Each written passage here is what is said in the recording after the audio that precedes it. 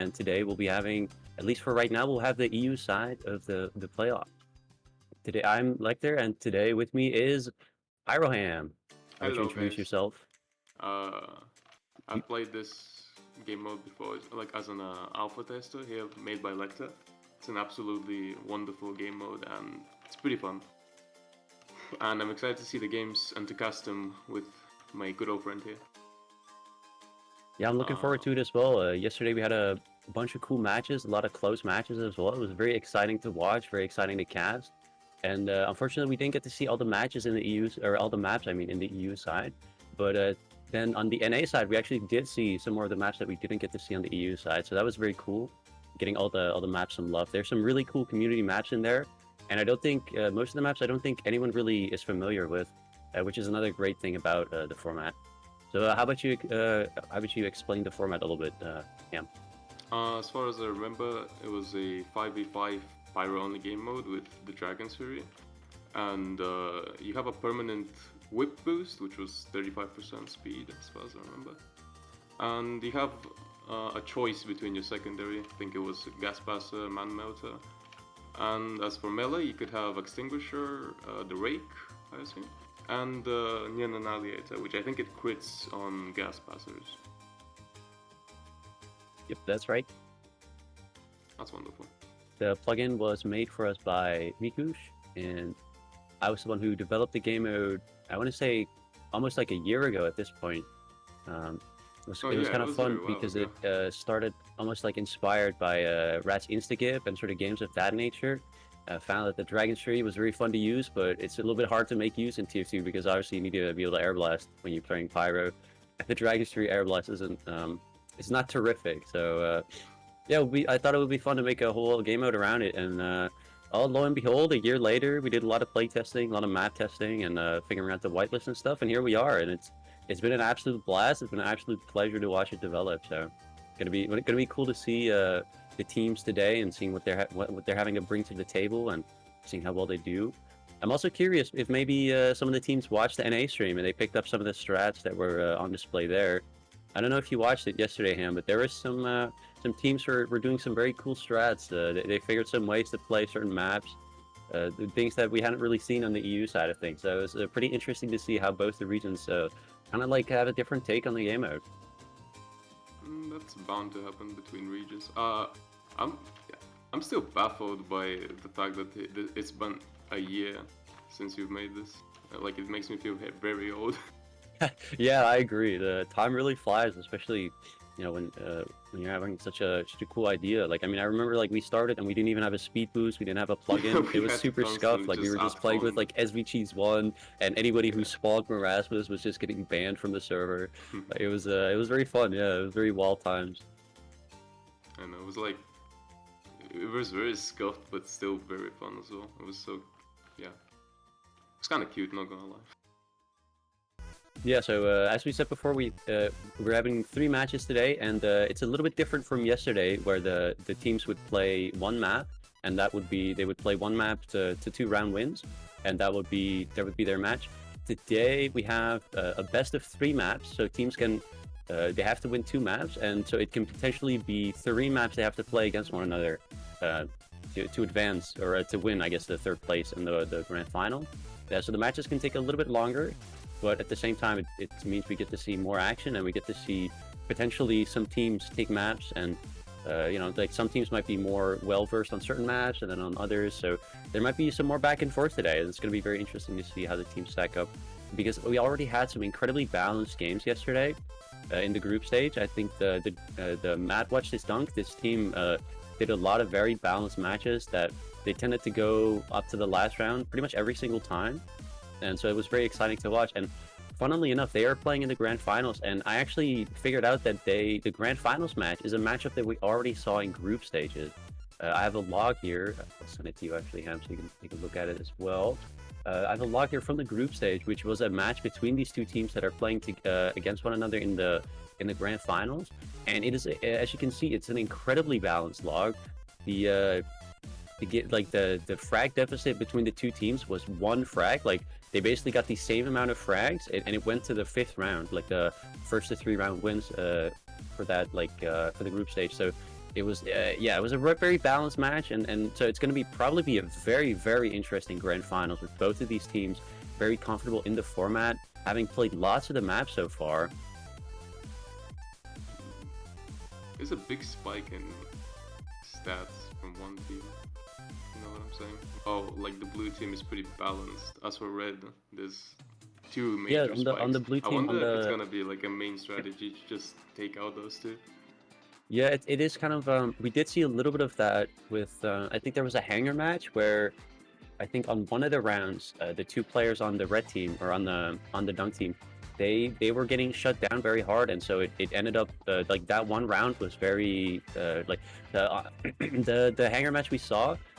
The first round, the dunk team did really well in basically securing that win, and then the second round, those two players that do really well on that team, I think they basically got shut down a lot, and so they basically gave over the second round, and then the third round, we saw the dunk team pull it together again and then clinch the victory. So yeah, there might be a little bit of a strat there, but at the same time, the Puff and Stink team, they also have some players, especially Frylock, with a lot of DPM, you know, pulling in big frags, and so. You know, like the strategy could apply both ways. Like, you know, we might see either team trying to focus down the star players and maybe trying to clinch a win that way. Seems most probable to me.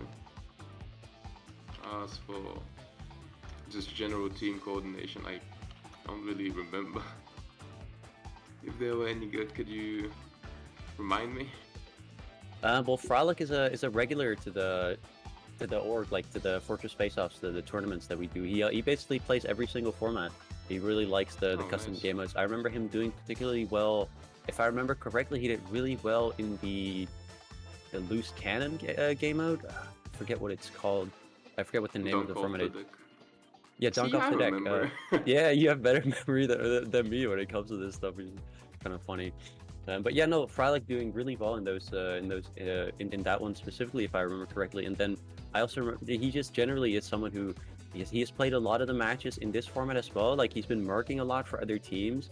I think yesterday we had some funny situations where Frylock and Garden Fungus were both marking for a lot of teams, and so you had them playing essentially for both sides in some matches. Well, not obviously not in the same match, but then they would play for the one team in the first match, and then they would play for the other team in the other match. So it became like this interesting dynamic where it was very hard for me as a caster to try and predict what was going to happen in the next match, because it was so up in the air, like, oh, what team even has what players. It's a very unique little dynamic. I mean, those are. Oh, I mean, those are the type of games you love, anyways, where you just can't predict anything, and. Yeah, it's definitely it's definitely like way more wild, and it's way more interesting than just a match where it's very sort of like, you know, deadbeat, like, oh, this is what's gonna happen, like we kind of know because this team is much more dominant. Yeah, it's kind of like ETF 12 grand finals with STCK and some other team. Just know that they're gonna win. It's kind of awful it's to not cast as that, fun to watch. It's not as interesting to watch. Exactly. That's for sure. I think we had a little bit of that yesterday in ASL with some teams being very dominant, and it was I don't know, like obviously it's you know, hats off to those teams for their performance, but at the same time, as a spectator, you're always hoping that it goes to the third round. You're always hoping it goes to the last map. So yeah, I think we have the map bans coming up here in a sec, so that's cool. Let's take a look. So we got a ban on Valor. Valor is the Mediterranean looking maps, or the Hispanic type of look to it. Some people think some people they say it looks like an Overwatch map, which I mean I can see the similarities. So, but I don't know if I would call it an Overwatch map. It's definitely a very cool looking map. It kind of reminds me of a Counter-Strike map, to be honest, because it's relatively realistic. It looks like we have a second ban as well, and it's Sandstone, which is the Egyptian looking map. Kind of like a large rectangle. The point being very interesting, circular with a lot of spires on it. So this means that we kind of already know what the three maps are going to be, and it's all about the order at this point.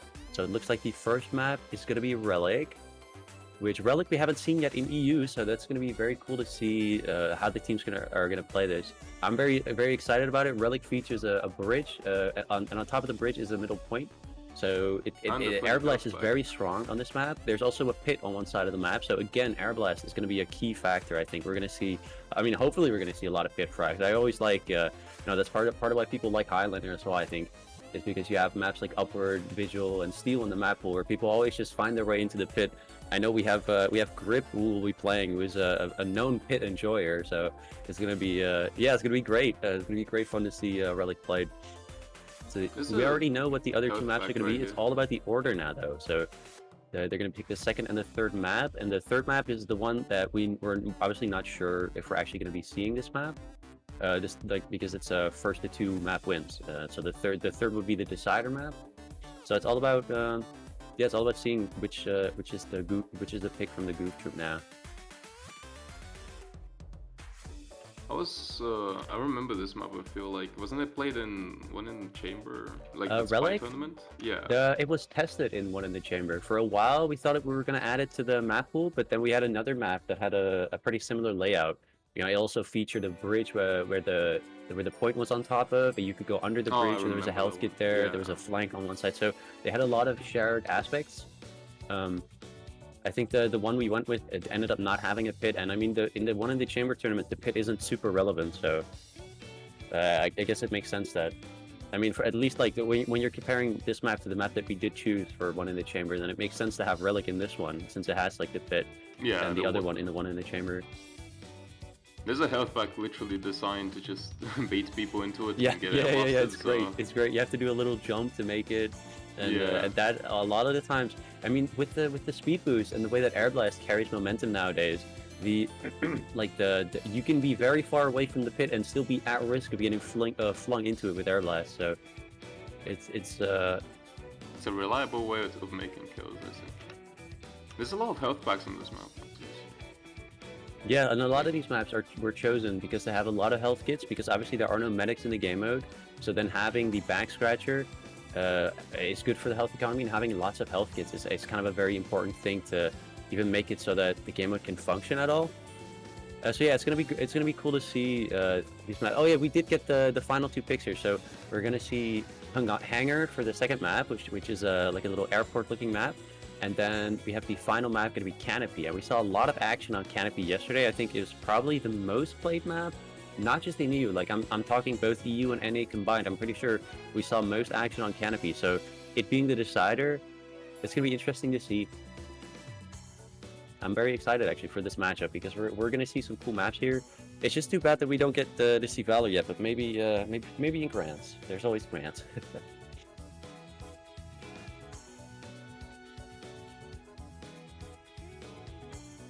Do you remember Valor at all? You remember when we playtested it? Valor? Yeah, no, sorry, no, I didn't mean Valor. I mean Hangar, the airplane map, the one. With the airport. I was gonna mention that there was like a little spot we would get stuck on and just throw on it. But there was some interesting like posters of it inside the map itself that looked very realistic, as far as I remember. Yeah, the map has lots of little cool shoutouts to other maps. There's some posters that refer to maps like Sunshine and Suijin. There's a lot of like there's this you know, like how when you're on an airport you have like the screens that tell you what planes are taking off and stuff like that.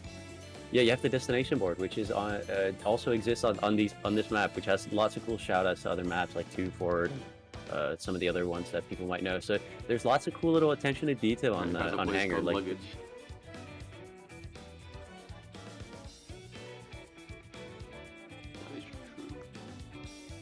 There's a torch on Relic, which lights blue. It's pretty pretty. Yeah, Relic and Hangar both, they have a very cool visual style. The Relic is obviously more of like it's like an archaeology type site, and it has a very cool. Yeah, it's a very cool visual style. You can see now the preview on stream as well, and I mean, like it looks very cool. It has the ancient Roman / Greek architecture. It's a very cool visual style.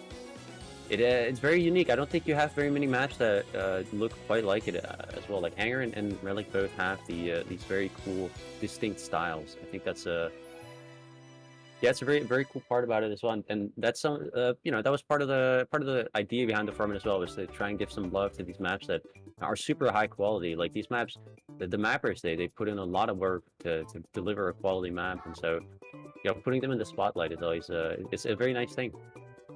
Even with a crappy config literally designed to make your game look like potatoes, the map itself just is so visually appealing anyways.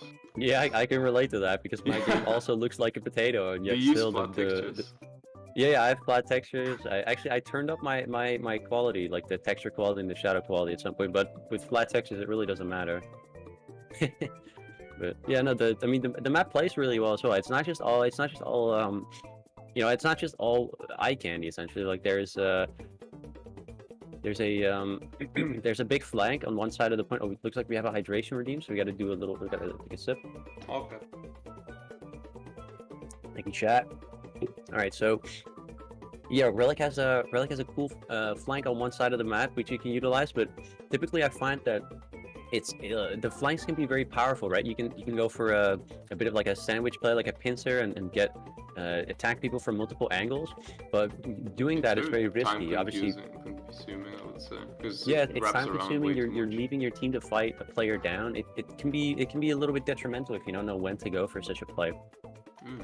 I think ruins might be the better way to flank because it's a bit more faster. As you can Yeah, see ruins here. is much closer to the point. That is true, but you're also putting yourself closer to the pit Yeah. as well. And I think in general, you'll see more action on that side of the map. So it'll be more risky as well. I think a lot of the fights are either going to take place like on the point, underneath the point when people get knocked off of it, or around the ruins area. I think the church and the flank area, typically at least, are not the hot spots. But you know, I might be completely wrong. Maybe these teams prefer playing the map in a completely different way.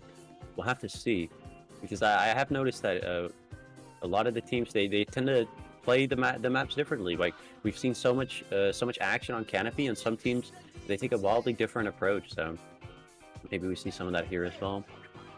Yeah, you're probably right about where most of the battle is gonna occur, since that's where the health packs are. Well, on the flank they are none, and it's very important that you take like control of those health packs to probably win. There's only one small health pack on flank, which is pretty negligible, I would say. Yeah, but even the small health kits are still pretty usable if players are running the back scratcher. But that is obviously kind of in the air whether people want to use the back scratcher, whether they're trying to go for like a Neon Annihilator combo or an extinguisher. I haven't actually seen any people make use of the extinguisher yet. I know it was from playtesting, it was the hardest one to utilize, but it is also the most rewarding to utilize, because if you get that frag with it, then you do get the speed boost, and the speed boost will put you all the way up to like 500 something hammer units in speed. So you're going really fast, and at that point you're very dangerous. Like you can get out, you can obviously chain it as well. Like there's so much you can do with that potential speed boost that it's really something that I think people are sleeping on. Obviously it's a bit harder to use, and it's a very safe bet to go and use the back scratcher. Guys, don't listen to him. We only picked it for iconicity, alright? That's the only reason that the extinguisher is allowed in this game. Well, I think it's kind of funny because for a while the extinguisher, like, obviously the old extinguisher was very meta, and then they nerfed it, and then it kind of fell off, and then they rebuffed it with Jungle Inferno. They gave it the speed boost, and now that you could really say the extinguisher is back into meta. But then in this game mode specifically, the extinguisher is more so kind of, it's not as good, right? It's hard to utilize, and so Yeah. I find it funny that it's almost like this bait where a lot of players will gravitate towards it because they're like, oh, it's the extinguisher, it's so good. But then it's kind of hard to use, like, and so it's not yeah, it's not as good as you would expect the extinguisher to be, or as good as it normally Kind of typically is. clashes with Neon Annihilator, I would say, because you need, for both melees, you need the enemy to be gassed, right? Well, the gas with the gas master, they need to be doused in the gas, right? And then with the extinguisher, you need people to be on fire, and you can combo that just off of the Dragon Tree shot itself, right? So and you can but it's even very technically, tight. if your It's timing pretty is difficult. really good, you could combo someone with like a man melter shot if you have like a teammate who's shooting like man melter. So there's, you know, the extinguisher, there's some real potential there for different combos, and I don't think we've seen much. I mean, funnily enough, what we did see yesterday though was a taunt kill. We saw someone actually get a taunt kill with the man melter. We saw Dalibor get taunt killed on a hanger. Unfortunately we don't have a clip of it. We didn't catch it on camera, but I can assure you it happened. We saw it in the kill feed. We saw it in the log as well. You Okay, so we do didn't have see how it gameplay on occurred. screen now, and I think the match is going to be starting soon. We're getting a little bit of taste of the DM warm up, where because we do have SOAP DM enabled on these servers, so there's some frantic action in the warm up that people can use to get acquainted and get warmed up for the match. Look at them go. I feel like, as for back with the Neon Annihilator and the Extinguisher thingy, I feel like the Neon Annihilator is more like a single target, just elimination. While the Extinguisher, if you manage to gas everyone and put everyone on fire, it just chains up. Yeah, That's you like can the get some ideal crazy change situation. potentially. That is true, and I think it's really something like it's something people are sleeping on. All right, it does look like the first match or the third place decider match is starting. First map on Relic here. Pyrotech versus the Goof Troop. Yep, and they're all rolling out as well we predicted. So we Yeah, they're might all see running some through the main fish and frags to here. Relic as well, yeah. But actually, no, we see the red team more so favoring the church side of the map. That is true. They mirrored each other in this rollout, and it seems like blue's going down here. Yeah, we saw some The last trades two early players on. just Red ganging team up on the dropping last two one. players, but then able to refrag it there and cleaning up the last few blue players and very convincingly grabbing the point. Something that I guess we could point out about the Oh, about look the at the config as torch. well is that the point always caps at the same rate. It doesn't matter if there's one player on it or if your whole team is on it. It always takes the same amount of time to cap. And so, yes, we might see some people get take advantage of that. No, they're attempting to flank, as I can see having two players on the point and I think two more going to the flank, utilizing it. But the flank member has been shut off, and now the main fight is happening on the point right here. They're And we're taking seeing the some. blue team take good advantage of air blast, trying to push them off the point, but they don't clinch it, and they're getting cleaned up. Oh, air blast kills. There we go, we got Oh, we got a one. pit frag, yeah. And the last one. Oh, it's two people here. It looks like the They blue might players be. are kind of trickling, though. They're They're putting not up a waiting for their fight. respawners, and now the red team is just kind of cleaning them up with their numbers advantage. Okay, there's three people behind them. That's some massive flank potential right there. Yeah, and the blue team is kind of getting stuck in the choke points, not really able to make it out into the great beyond that is the main area around the point. So No ammo. They're running out of ammo. Okay. it does look like blue managed to get a foothold now, as red does have some respawners, but the blue team is finally able to take some space. Yeah, they're taking And it looks control like of they're ruins making as it well. onto the point now. Let's see if they manage to get a cap out of it. And it's a 2v3, it seems like. Just need the last player to come by. Yep. So it's just a Yes, matter of a cleanup. yeah, Rest put in a good work there, cleaning up some of the blue players, but the remainder of the blue team did actually manage to clean up some of the players. But Red's still coming in with the respawners and trying to block it.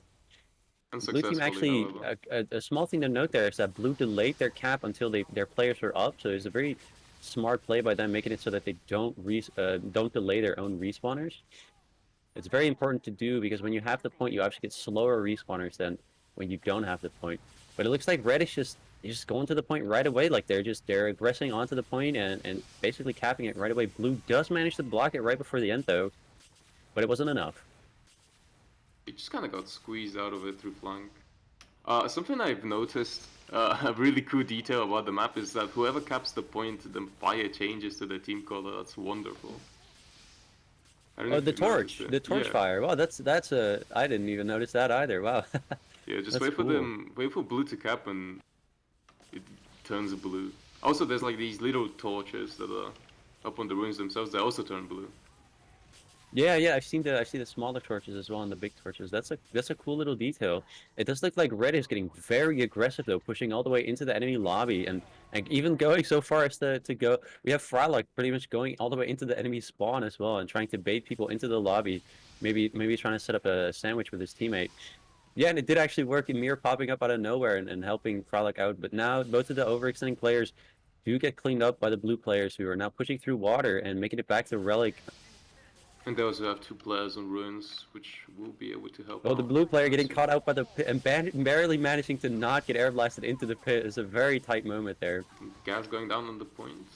Yeah, There's we've seen 2v1 fight overtime, here. big fight here. Oh, 3v1? Yeah, the He's one red holding player on to quite a managing to lot. stay up for so long and block the point and delay for his Rez respawn. is just absolutely... Yeah, they just couldn't kill Res there for like, I want to say 10, 15 seconds. That was incredible. Albeit, to be honest, it might have been... Never mind, they have 3 players on here. They should be winning Yeah, this. we need to see a little bit of a clutch coming out of Popsy here. Otherwise, like, he needs to block this, and he's not able to make it to point though. That's a pretty Seems the decisive round's going round for red for here. the red team. The one thing I kind of love about this game mode is that no matter the scenario, even if it's a 1v3, the one person could still come out on top. Yeah, Because it's of true, and how... it partially it has to do with the Dragon Fury shots being able to penetrate players. Like you know, you can hit multiple people with the same shot, which can mean that your damage output becomes so high so quickly, Yeah, especially we because you can see a also get sort the of a fire rate boost. mirroring strategy here for like blue rollouts through ruins and then red kind of through flank. Yeah, it's true, and now red is like kind of trying to pincer people in and around the point, where blue favors the high ground Yeah, though. blue just kind of All overtakes them. committing to a fight now together. It's a big scuffle in the main. This could still go either way. One landed shot, like one shot on either side, and it's over for the other team. Blue manages to get the point, and now there's just one random red player who's kind And of now the roaming fight is around. blue. Wonderful. Okay, Frylock Seems like does end up getting cleaned up. yeah, red seems kind of separated right here. Blue coming back to just kind of like collapse on the point right here from all sides. But so is red taking back a bit of space. Yeah, they managed to push out some blue players here. Yeah, I think red actually did a very good job at taking the. They were kind of disadvantaged there with their positioning, but they They're still managed clinching on to the... yeah, they were holding on and making the most out of that fight, and then ended up getting the cap out of it. As it, like, last round we saw the blue team cap, and it took a very long time before red was able to, or sorry, the other way around. We saw red cap, and then it took blue a kind of a while to get any real cap going on the point. And this round, blue winning the mid fight, but then red recapping Oh, pretty quickly you could see afterwards. 2 blue members trying to flank, as I can see. Kind of preparing through flank here. Yeah, There's they're a trying to little window maybe. to church, I Oh, didn't it notice. looks like yeah, they have 4 players trying to push through the flank now. Oh, they're going behind them. I don't think that's a relatively good idea. Yeah, Yeah, since it's a red bit has a slow, but respawning player. I mean they do have a 3v2 in the Oh, church they just... area. Yeah, it's like a, Look at church, oh look my at goodness. church. That was incredible. That was such a chaotic moment with like all the 2 red players just completely surrounded by the 3 blue players in the kill box and getting just completely annihilated by all the I mean, to shots. be fair, at first it seemed as if blue was just kind of sandwiched into the church area, but there were a bunch of red players who came out from spawn, and they themselves kind of got sandwiched. So that's, the difference of outcomes.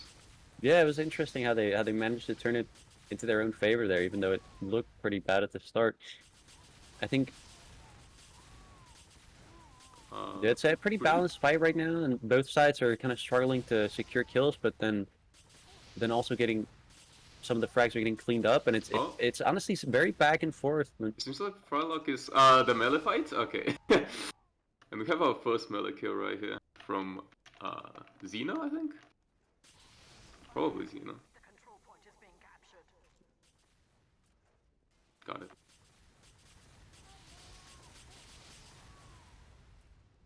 Seems as if red has managed to take control back. They're kind of separating players, and from blue they're just kind of dying one by one, which is not something you kind of want to see here.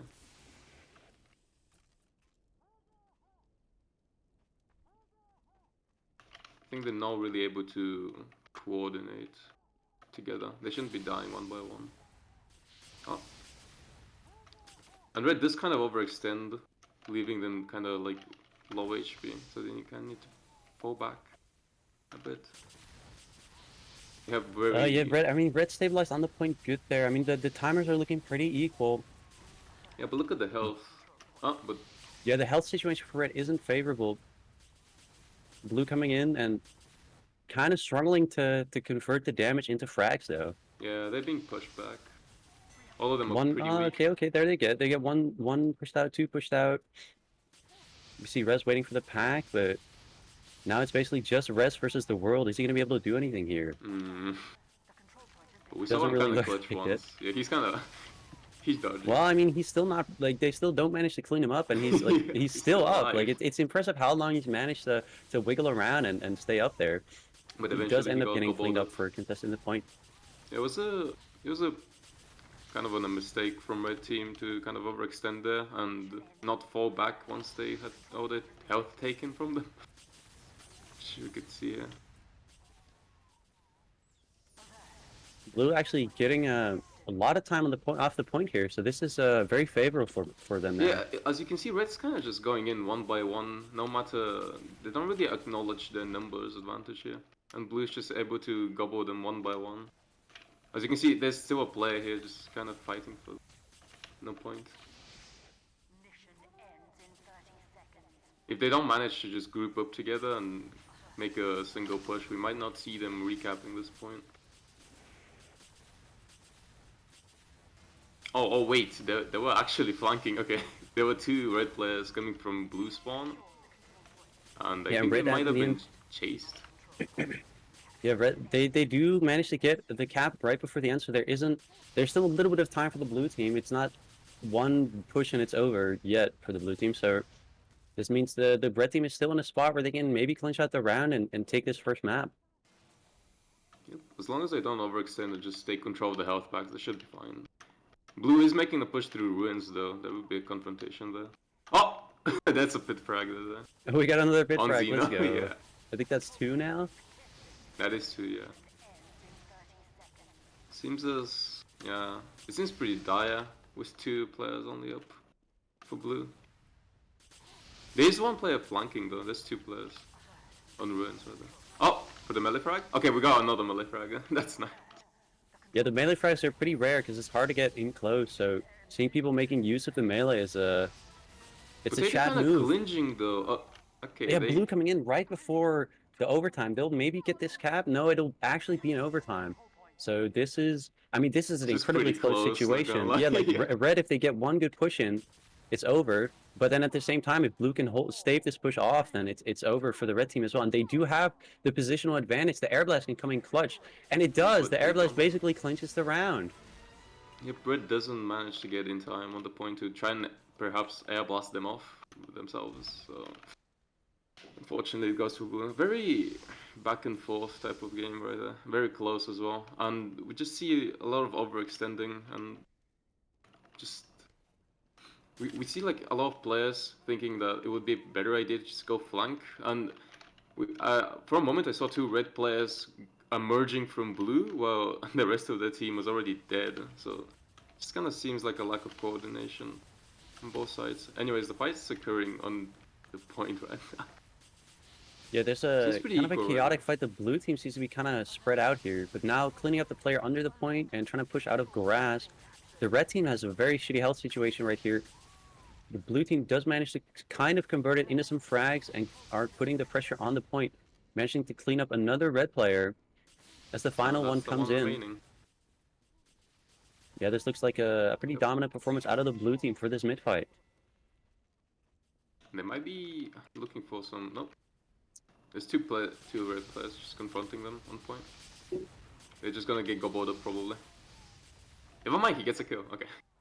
Yeah, the potato on blue side is putting in some work here. Topsy getting taken out. The gas blast groups. There's a bit of a 3v1. Frost being kind of outnumbered. Well, now it's the blue team that is kind of getting attacked from all sides. It's kind of a bad position to be in. You have to remember that the Dragon's Fury shots, if you're taking a 2v1 and you're getting hit by 2 shots at once, you basically lose all of your health. This is so weird. Blue had a major health disadvantage for a very long time, as well as number disadvantage, and the point still wasn't being capped for quite a bit, which, you know, something that needs to be focused on. Yeah, and I think it really boiled down to the fact that blue was holding on to their positioning, despite their health situation. They were taking the better positions and making it so that the red team really couldn't aggress the point at all. Oh, we see another pit frag because Frylock getting greedy. Oh, and 2 pit frags in a very short amount of time. Okay. I really hope we catch that on stream, actually, because Potato just basically got 2 pit frags in the span of, well, I want to say 2-3 seconds. So that's a, if we got that on stream, then that's a definite clip. Like, that's a definite highlight. Right, yeah. should be winning. We got confirmation that it was in fact caught on stream. We got the instant replay. That's a wonderful little But highlight for the team is highlight still reel. managing to cling on for like a very long time with those 2 pit frags on blue side, which is insane to be honest. Yeah, pit frags are incredibly devastating because typically you would need to land 2, 3, maybe 4 shots to kill a player, 5 if you're not landing any crits, and then getting a pit frag, you're just knocking out a player in one go. Like it's very very destructive. Oh. Kind of see a red team advantage here, but most people are just it's pretty chaotic right now. There's a blue player flanking who's gonna attempt to flank through ruins right here. It could be huge. Yeah, he does get cleaned up. That's There's just one person though. someone getting knocked back with the air blast and then getting cleaned up by the other teammate. We're seeing a very chaotic scuffle here extending all the way into the blue team's main. A red player trying to back out of the flank and getting caught by several players, staying up way longer than you would expect, but does end up getting cleaned up in the end. We do see some point pressure coming out of blue, and they have the positioning in and around the point, but they aren't able to convert it into a capture. Oh, I just saw a melee jiggle. That was beautiful. Melee, I don't think we've seen many of those. That's yeah. It's very stylish. It's like the red team is trying to regroup a little bit before taking a fight. Yeah, we see Frolic with the risky positioning towards the cliff side, but no pit frags so far. The red team have a red player flanking through ruins. This could be. Yeah, actually he manages to flank, and they didn't really catch him out there. Oh, he tried to go for the extinguisher there. He's using it. That's fine. That's cool. It's cool to see that people are at least trying it. Yeah. But it seems like red team's just kind of falling through under instead of taking the high ground on top, which, you know. No, they do have a big player advantage now with the multiple blue players coming out of a respawn. Yeah, they managed to push them out now. I think if you're the blue team here, you kind of want to regroup. You want to wait for them to cap. You want to regroup and then do a big push. Oh, Amir taking a weird fight and somehow actually working out in his favor, turning it into 2 frags, but before getting traded. We had Dizzy just kind of trying to flank through, and he went into the church and just got absolutely annihilated by 2 players. He got sandwiched there. It's a pretty risky move there. Really needs to be coordinated. The fire's red. Alright, so the timers on either side looking very equal. It's another very balanced round so far. From both teams. Just look how much gas there is. Yeah, the gas on this point especially does so much for locking out the position, because the whole point, you can basically douse the whole point in gas. And as I say that, Potato actually chucks the gas on the point and they basically can take the area for free now. With the last confrontation from Rez? Yeah, Rez coming in the block for a little bit. He's kind of wild with it. Yeah, he's trying to do the jumps and stuff, and he's not getting cleaned up. And as I say that, he gets cleaned up. It's the caster curse in full effect. Not one person to be... Oh, never mind. Okay. Red is having this high ground situation here. But yeah, blue manages to blast most of them off. Yeah, blue is immediately putting the pressure another on the point again. Frag. Dude, he got comboed. What? Actually, like what I saw right there, there is the red team put a little bit of gas on the point, and then a lot of the blue team actually started burning because of it. But the blue team was using the man melter there to extinguish each other, get some health back, and then also save up the crits. So maybe now the blue team might have some of these crits ready to go, and for get some free chip damage with that. If you manage to land that crit, the 90 damage crit from range, like that is a devastating blow. You just basically like immediately need to go get a health kit. Just half of your health gone. Yeah, it's scary. We see a ton of gas passes. Yeah, blue putting gas on the point, basically making it so that the red can't walk onto there, but red does get the position of the pressure on point, and it's going to be pretty hard for the blue team to come in. They need to come and stop this, though. We're seeing a 2v2 on the point with one of the red players very low HP, but he doesn't get cleaned up. Seemingly go for the... And it's a clinch. It's a clinch for the red team. The Goof Troop takes the first map.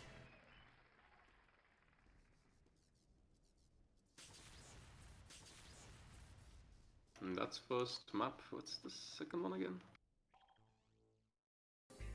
The second map will be.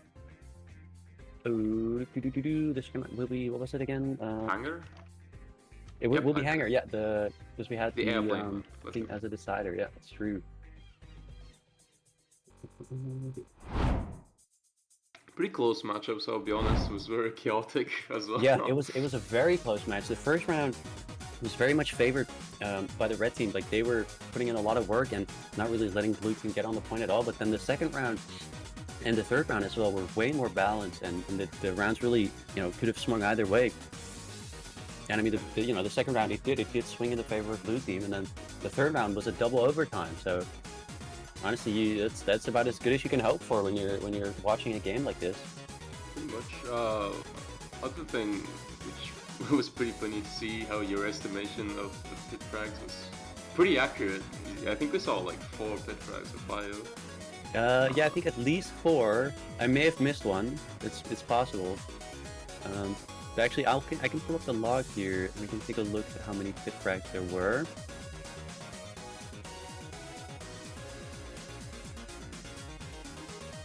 Cross.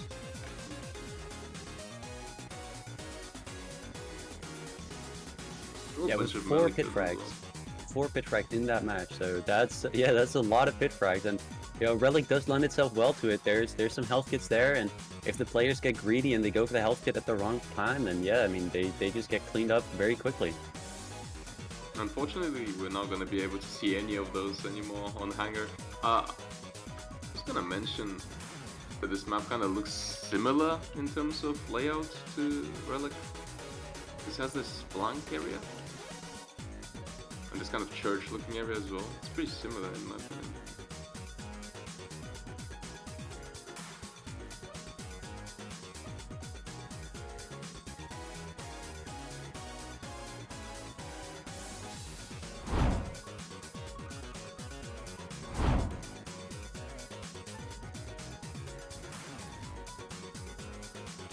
By the looks of things, there might not be that many health packs on this map in particular, so we're gonna be seeing a lot more scavenging.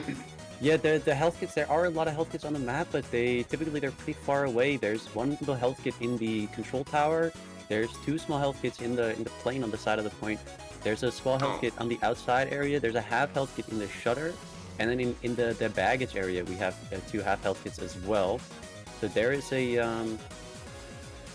there's a lot of health on the map, but typically it's quite far away from the point. So yeah, players do need to kind of go out and try and get it. We have a player crash, unfortunately. Right, we got the logs on stream. Yeah, the player crash. So we have a good little moment here to talk about the logs. We're looking at the numbers then.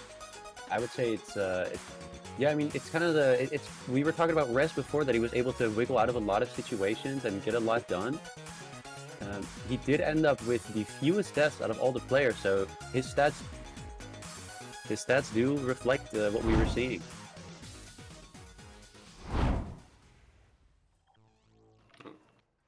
Other than that, though, the log looks pretty balanced. It's both teams.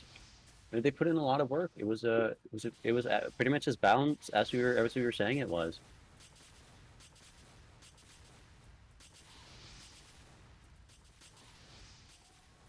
Alright, it looks like we will be starting soon here. The players have returned, the ones that had gone through a crash, and we're starting them. We got the ready up coming in. Alright, here we go. The second map, Hangar. This could be a decisive map for the Goof Troop if they manage to pull it into a win. Oh, I remember this. You could go through the little metal detector, and it's actually gonna make a beeping sound. Yeah, that's such a cool detail. Yeah, it makes a little sound if you go through it. But if you're a spy, it's really bad, because if you're cloaked, then it'll also go off. Alright, so we're seeing an initial fight here. Blue team managing to get the first blood, managing to get a second frag and a third frag. It's looking very good for the blue team so far. We had a red team kind of going through left side, I'm pretty sure, trying to flank all of the the blue members. But he took a very long, just arced pathway. And just kind of, by the time he arrived, all of the red members were already dead. Blue team just kind of was able to cocoon themselves around the little, what's this room in the middle called? You know, the one that looks like The Big one with cylinder. the control tower. Yeah, Yeah. I think it's probably best to refer to it as tower, just because it's Yeah, the yeah, like the makes sense. airport control tower. The red Red team. did come in there. I think the blue team after the fight there, and when they were holding the point, they were kind of spread out and kind of got caught off by the red team, who basically all rolled up in one big unit and just started cleaning house. Oh, We're seeing Res trying to play the fence next to the point, trying to block and air blast a little bit. The air blast on this point is pretty helpful as well, because the point is a little bit elevated. So if you come in from the tower side of the point, then it's very easy to push people towards the plane and get them off the high ground. You can obviously like do a little jump and get back up from the concrete blocks, and or even like past the fence, but to be able again, to it's again. very easy to get air blasted. Yeah. Yep. It feels as if Red is managing to pick a few players off, but once again, it kind of looks like they're going in one by one or in little groups. So Yeah, Blue's I just see able what to you're saying bubble here. them. The blue team is doing a better job in fighting as a group, picking up players one by one and sort of trickling the red team as they're coming in. And again, red team isn't really waiting for their respawners. Oh, There's but just blue two red team's kind players of trying to touch the separated, trying point here, and to they're kind of getting chase a converted on player by the blue behind. team. Yep. But yeah, red team's just kind of all over the place. There's two near the plane, but blue is just able to concrete themselves on the point altogether. We're not really seeing blue kind of. Oh wait, we are seeing this now. They taking space forward. They Yeah, could and I mean, try taking there's control of the health some packs routes there. that are faster than others and taking some forward space here and play finding the players in the choke points. Yeah, that's exactly what Potato is doing right now. Finding the players in the gate one choke point is a great way of converting some easy damage, maybe getting some frags before they can even make it to the point. And it's really working in their favor here. They're managing to pick off the red team before they even get to the point. Yeah, pretty stomping situation for red here. They kind of need to just group up and go through one area and Yeah, hopefully punch through. I almost wonder if they're playing it a little bit less serious, like they're a little bit more relaxed and just kind of like trying to play the fragging game, because they know they have a map up and they can potentially drop this map. Maybe that's what we're seeing here, because Mm, they are really like it seems like they're a little bit less coordinated than last map. But I mean, that might just be I might be seeing things. That might be a coincidence. yeah, They do manage saying that to. as red takes the point, Yeah, that's. I mean, it's probably. the caster curse. You say Maybe. something and the exact opposite thing happens. We see Frylock kind of overextending again on his own, maybe trying to bait a player into the choke, but it's not really working out in his favor. He takes some damage. He doesn't really manage to do any damage. I mean, that's the risk you take when you're doing those plays where you're going alone Oh, super most deep. of Like blue you is can just trying to get. go through one little hallway there, which I mean, yeah, but it's working out for them. They're getting the it is, frag. which I am confused about. Not Yeah, gonna me lie. too. Honestly, it's not supposed to work that Oh, way. and we see the first man now to kill. That was Yeah, we wonderful. see a man with their crit kill. That's impressive work. Because we all know we're all familiar with the meme of the Diamondback spy who has 20 crits, but then he starts sweating and he can't. You know, he's too nervous to land the shot. I mean, that's like the same thing happens with the Man Melter all the time. You have that crit, and suddenly you're feeling the pressure to land it. So it's nice seeing people utilize the crit and getting to land it. It's still anyone's game, even after blue getting a solid control on the point for quite a bit. Red still manages to come back and contest it. I mean, blue does You have a can couple of also frags here, see but the it's gas not really blasters enough going to through. get a cap. And I mean, if the blue player would have capped here, it'd actually be very bad because he'd be delaying his whole team. So yeah, he just backs up, and Frolic overextending to try and get this frag. I mean, he'll just get cleaned up by the blue team here, right? Surely they punish this. Yeah, they're yeah. Frolic gets punished for the greed, as he should, honestly. Like that's Blue having no health disadvantage whatsoever, it's just free to push red, who yeah. Now has they have one a player player down. advantage. There's a little 1v1 going on in baggage, but outside of that, we're seeing a big team fight, and the blue That team just 1v1 has is the just numbers here. awkward. Yeah, the Alright, 1v1 was unfortunate. really awkward, and the blue team. Yeah, I mean, the blue team just manages to convert this whole thing into their advantage now. Yep, most Again, we red see is kind of Fryla kind of crippled. going in alone, but he does actually manage to get a frag out of it. Um, headstand? Okay.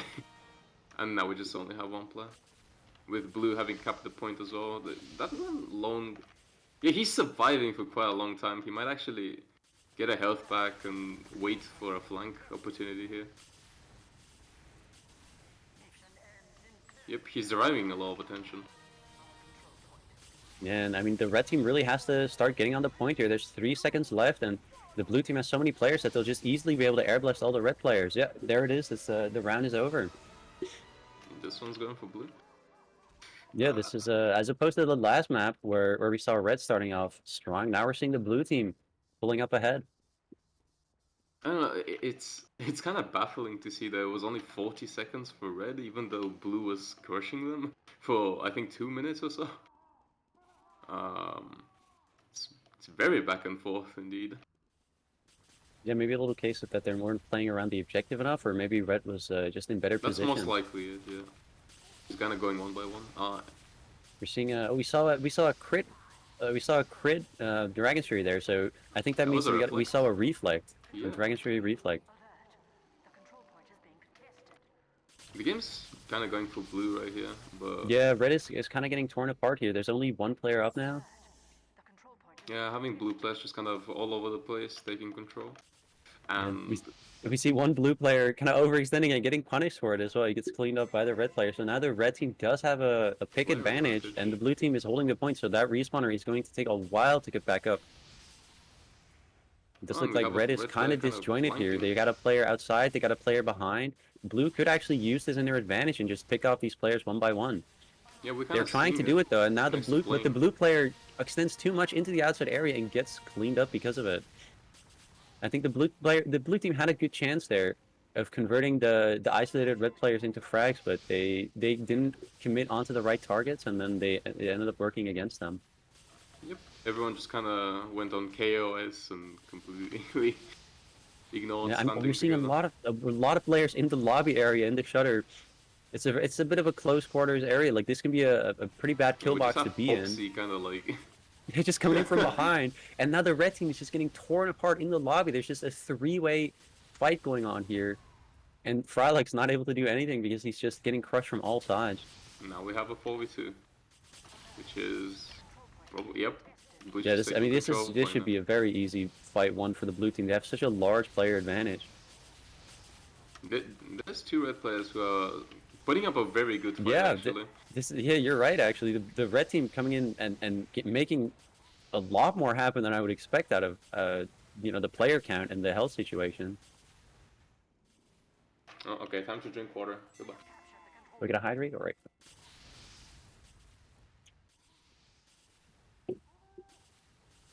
No, it's a red team holding the point. Timers kind of equal. The red team all kind of held up in the luggage area. Oh, we have a You see a single blue player touching the point. Side, yeah. Managing to get a frag out of it though. Yeah. Now this event, the red player getting meleeed by two maniacal pyros coming at them with the melee. That was an insane moment. The red player just completely squished in between the blue team. I was gonna mention how that lone blue player just going by himself on the point was kind of bold, but that might have been just a distraction.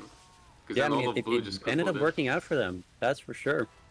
So the red team is now sort of getting picked off one by one, and they're turning into this big advantage. The red player getting meleeed from behind twice. Oh my goodness. I don't remember melee frags being this easy to get. What? Yeah, but I mean, it's really a case of red players that are kind of going in one by one and then getting just completely sandwiched by multiple blue players because they're just going in alone and trying to go for some hero play, and then the blue team is capitalizing on and taking the advantage. We are seeing a blue player advantage, probably due to overextending. So red's gonna punish this.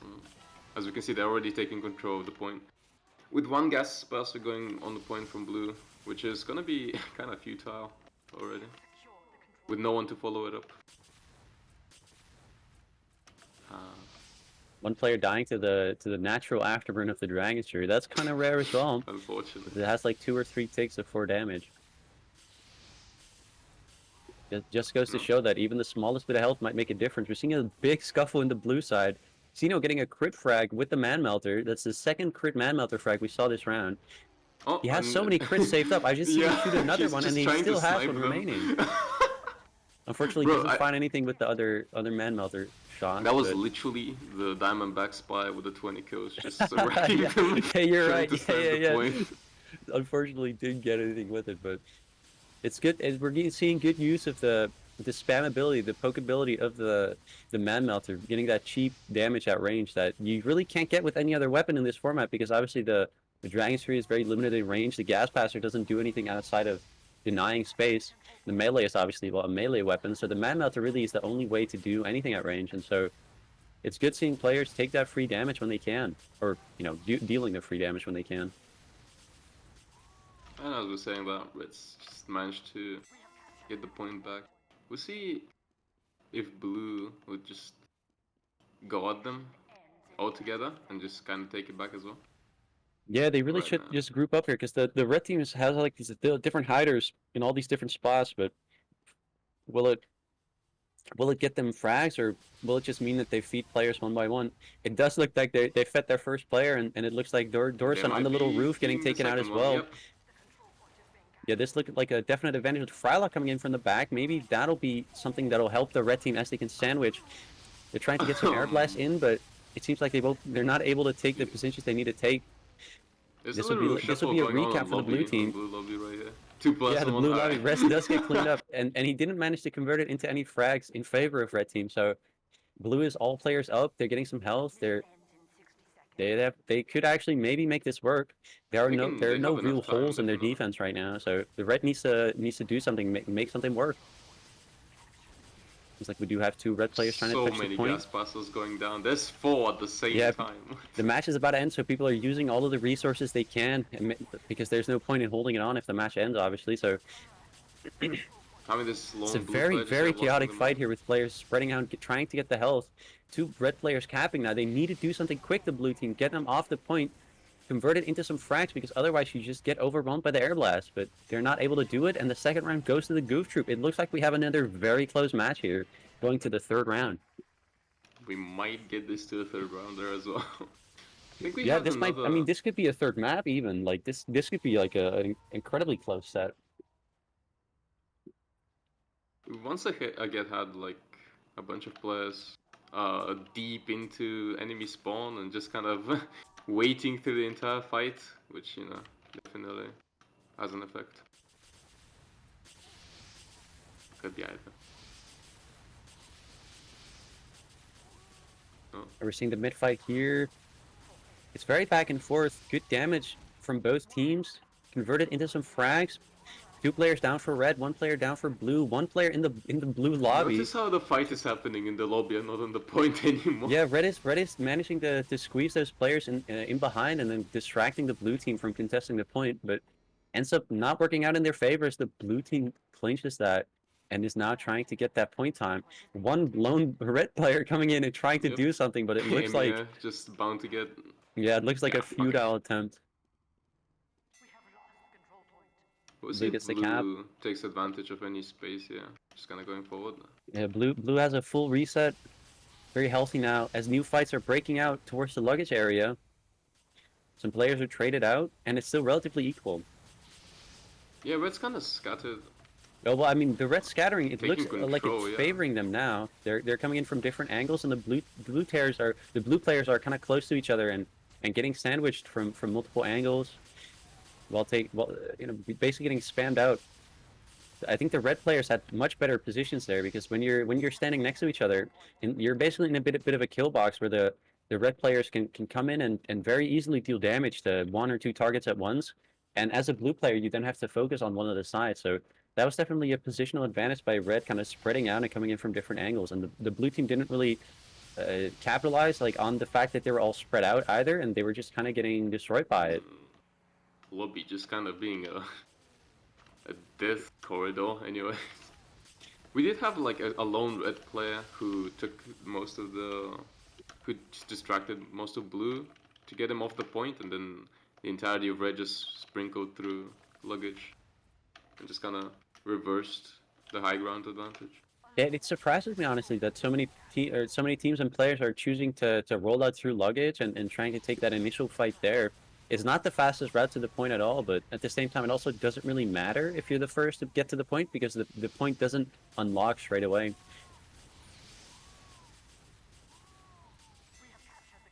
It's a very scattered fight with picks on either side, really, and the blue team now putting on some pressure on the point because they do have the respawn advantage.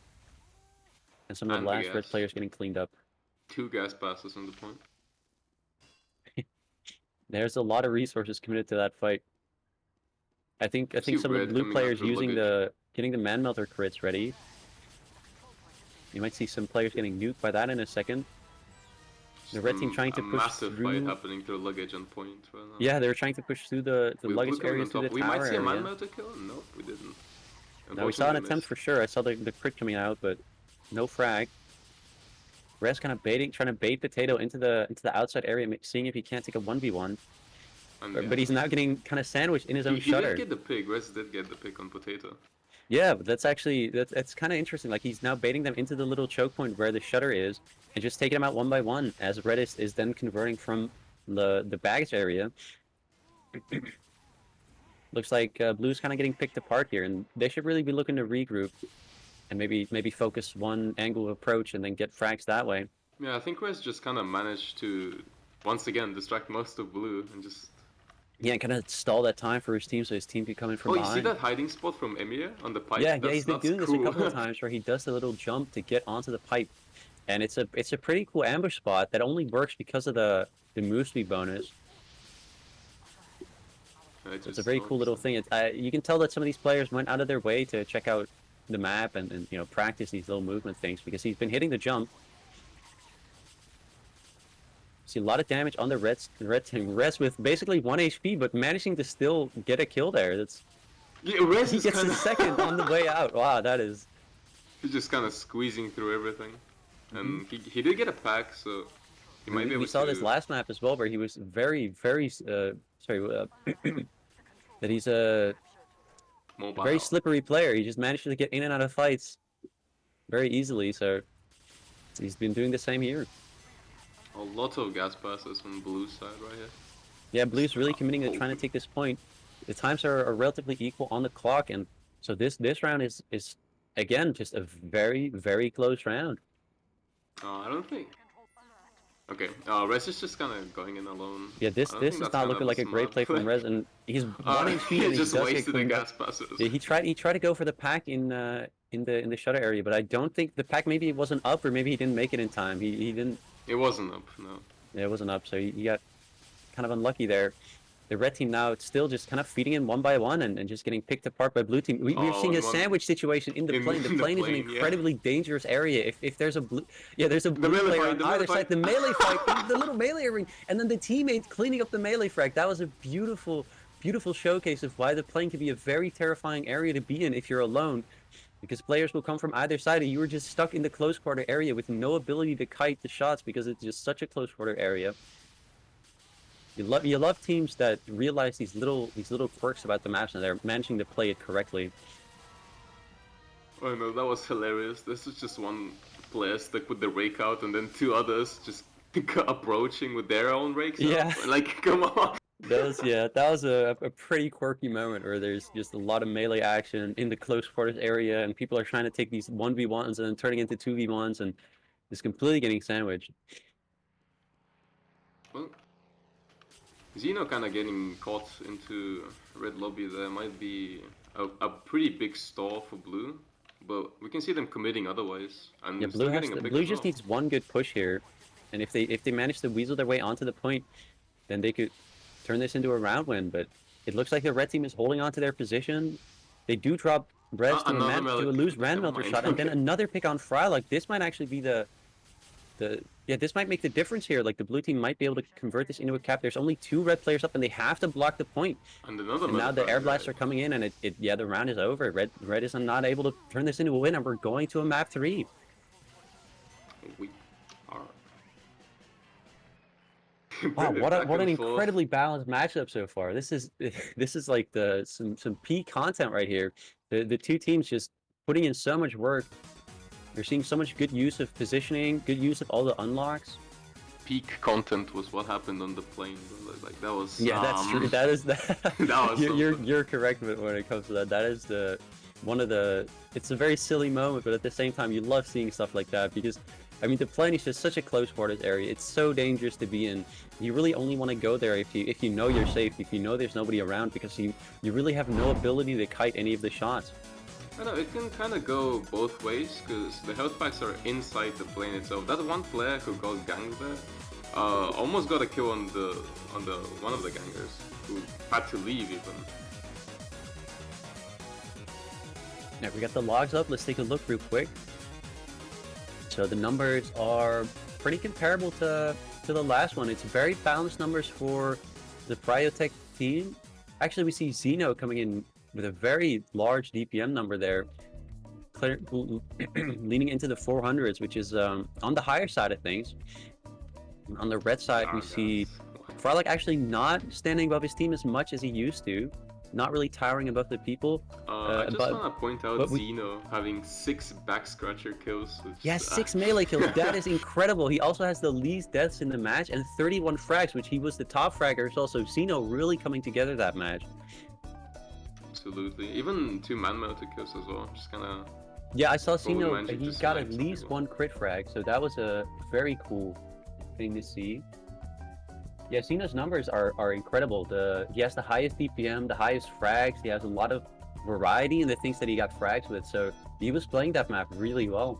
He was having a good time. Yeah. Solid DPM as well overall. Pretty good.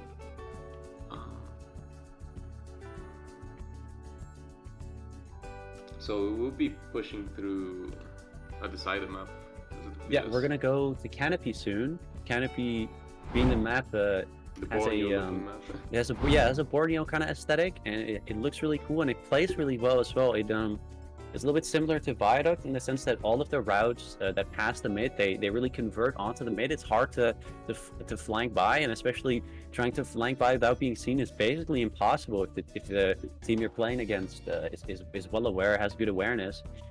So this is going to be a very cool little match to see. We know that the red team likes getting behind the Goof Troop. We've seen Frylock constantly tries to go behind and really be a menace, but on this map, it's very hard to do so because the enemies will be able to see you, and so it's really a matter of for Cryotech to react to the flanker behind and clean them up.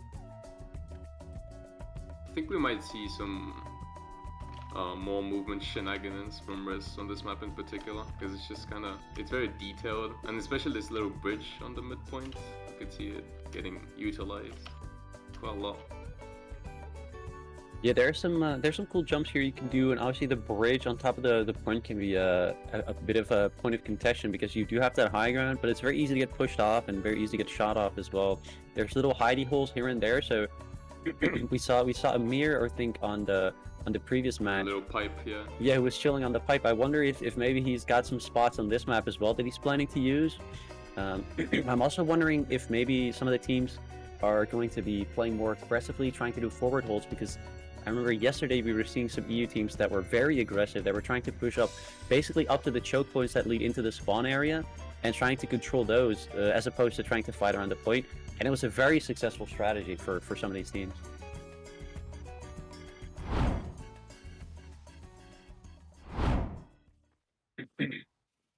Yeah, I remember from testing this map, it was kind of a bit easier to forward hold it, since there's these big health packs on the low flank areas. So yeah, I think the area next to the truck has the big health kit, and you can kind of control that health kit and make it so that they can't really push out of spawn while still capitalizing on that health right there. And then also the main approach has the half health kit as well. So yeah, if you're forward holding correctly, then it can be pretty hard to shut down because you just have so much of a health advantage potentially, especially if you're making sure that your players aren't getting they're not getting fragged, they're able to take the health, and you're able to sort of save their life as you're coming in. Yeah, it could be an overcommitment, especially for the health pack, because it's pretty hard to get back out. So you definitely need some sort of support to kind of manage to... Yeah, it's true. You can really get cornered and get stuck back there, especially with obviously the air blast. Like you might just get air blasted into the corner. We'll see what they utilize here. I feel like I definitely see a lot of just dodging in the little house areas. It's just probably from Res just dodging everything through house and just going about. There's a lot of... It's very... Like, the map itself just seems very versatile. You can appear. Yeah, the map definitely, there's different ways of playing it, and we've seen different teams prefer different styles of playing it. The forward hold, I mean, it's very strong, but it can also go wrong, and when it goes wrong, it's very detrimental. Yeah. Just kind of need to be coordinated about it and know when to back out, not overcommit.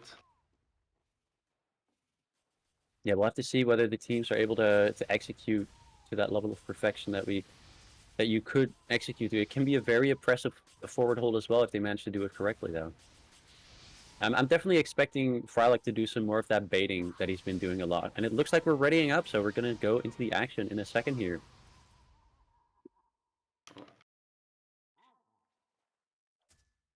Let's see where they take the fight. It's probably going to be around the point, next to the little stone areas. We're seeing a red team preferring the 3-1-1 rollout, where blue is doing a 2-2-1. Fights breaking out, a verse pick in favor of red team, but two getting traded and then another getting traded in red. So it's a very balanced matchup still. The health situation kind of favoring the blue team, but red manages to get another pick out of it, and Amir staying up for much longer than he should have. Yeah, blue just kind of winning over this, having a lot of players all over the map and just able to pick off red ones. Yep, Yeah, Red's kind of feeding in there. I don't really understand what he was trying to do. I guess he was trying to stall the point for his team, but it didn't really work out.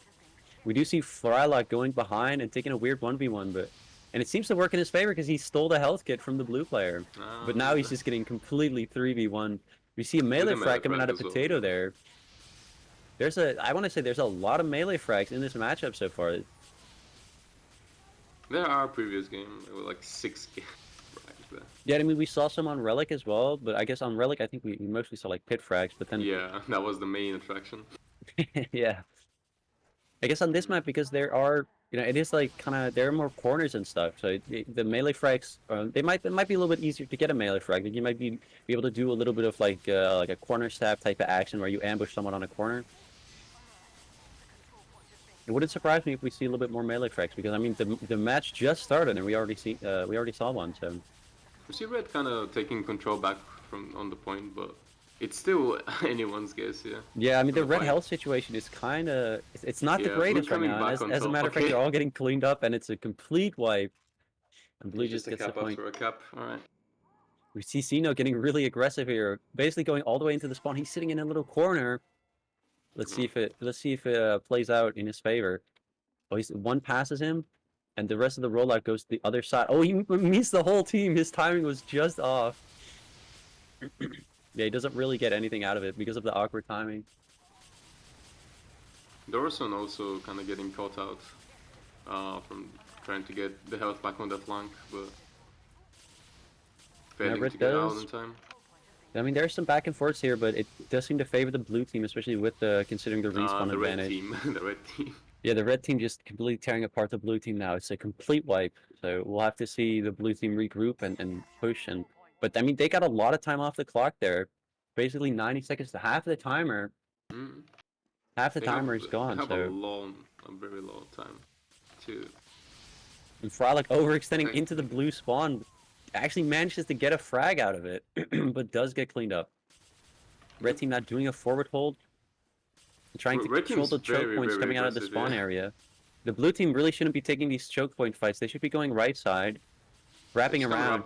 We did see that with some 2 players.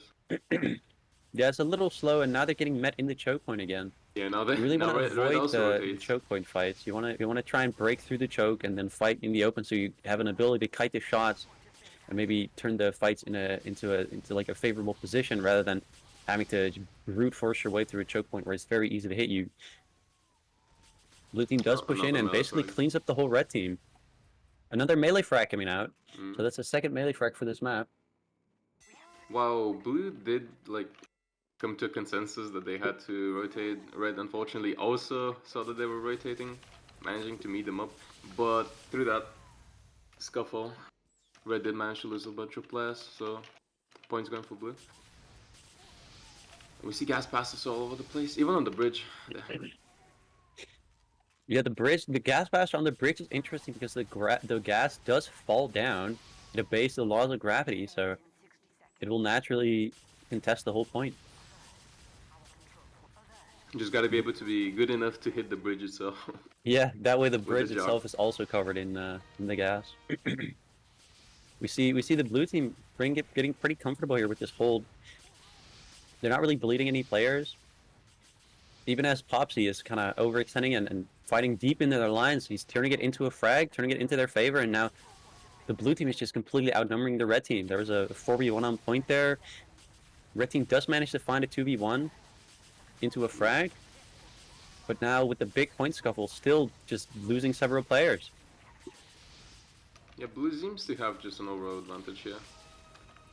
Yep, and we even have one pick from Xeno and Frost. We see these occasional snipe attempts with the man melter as well. Yeah, I mean the man melter can be a great tool for cleaning up those players that are trying to escape with very little health. You can just poke them as they're trying to run out. Maybe they think they're safe because they're out of range from the normal Dragon's Fury, so they're not really paying attention to their movement as much, and then it can be very easy to finish them off with a man melter. Red team managing a push though, and managing to get the point right before the end of the round. So the timer for blue is all the way down to 0 though. So blue just needs to do one regroup, and then they can push and get the point. It's a rough situation for red because there's more than a minute on the clock still. They would have to be very passive on this, or actually very aggressive, so they can. Yeah, I think try to make you would want to see the forward hold where you hold them into the chokes and you get like that free damage. And we see another melee frag coming out, 2 frags coming out of the blue team, one getting traded, and the red team does manage to convert this into a one fight. IVG trying to hold on for dear life, getting a lot of damage and cleaning up both Frylock and Rez. Look at all of these Dragon's Furies on the floor. Yeah. It's like 7 of them, 8. Anyways. Yeah, it's an interesting little quirk though with the weapons dropping, because in the case of something like the gas passer dropping, if the gas passer has dropped, someone was ready to throw the gas, so you can actually pick up the gas and chuck it. And there will be some players that notice this and they'll be able to take advantage of it. Blue team though coming in and cleaning up the players and getting the point. It was a pretty convincing round there. They had the 1 minute ad, and to be fair, like red did manage to get basically a minute off of that remaining like 1.5 minute, but it wasn't quite enough time. They did have to give up the round. Yeah, unfortunately. Posture check. What? Okay, crack that back, Alexa. Crack it, yeah. Let's hear the crack. Okay. I don't know. I tried, but I don't know if you could hear it. I don't know if the mic picked it up. All right, you see a mid fight here in favor of red. Some blue players trying to hold on, but it's not really working out in their favor. Disadvantage on blue as well as health. There's one thing. Get a hydration redeemed. Let's get a little sip.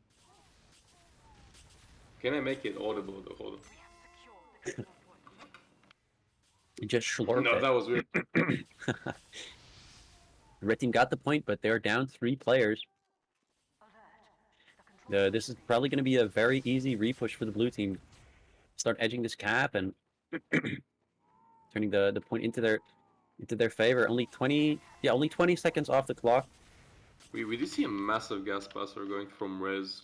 I think it kind of gouged everyone on it. Yeah, but they didn't really get anything out of it, so you could argue that it really wasn't that useful in the end. Well, you say that, but the duration of it is pretty large, and we can even see a pyro and blue burning, but not really managing to collapse altogether. Yeah, red team's trying to push in, but they're kind of getting outnumbered in these fights. It kind of looked like blue was just backing up, like waiting for a single player to go into them, just surrounding them. Yeah, I mean, and in that over sense, and over again. Yeah, and in that sense, it's a great little thing to do. That those are the fights you want to take. You want to take the number advantages, because then you both land a shot, they take the crit, and yeah, I mean it's they take a lot of damage all at once. You basically evaporate. Blue having a very good player advantage here. Probably would push just as soon as they can.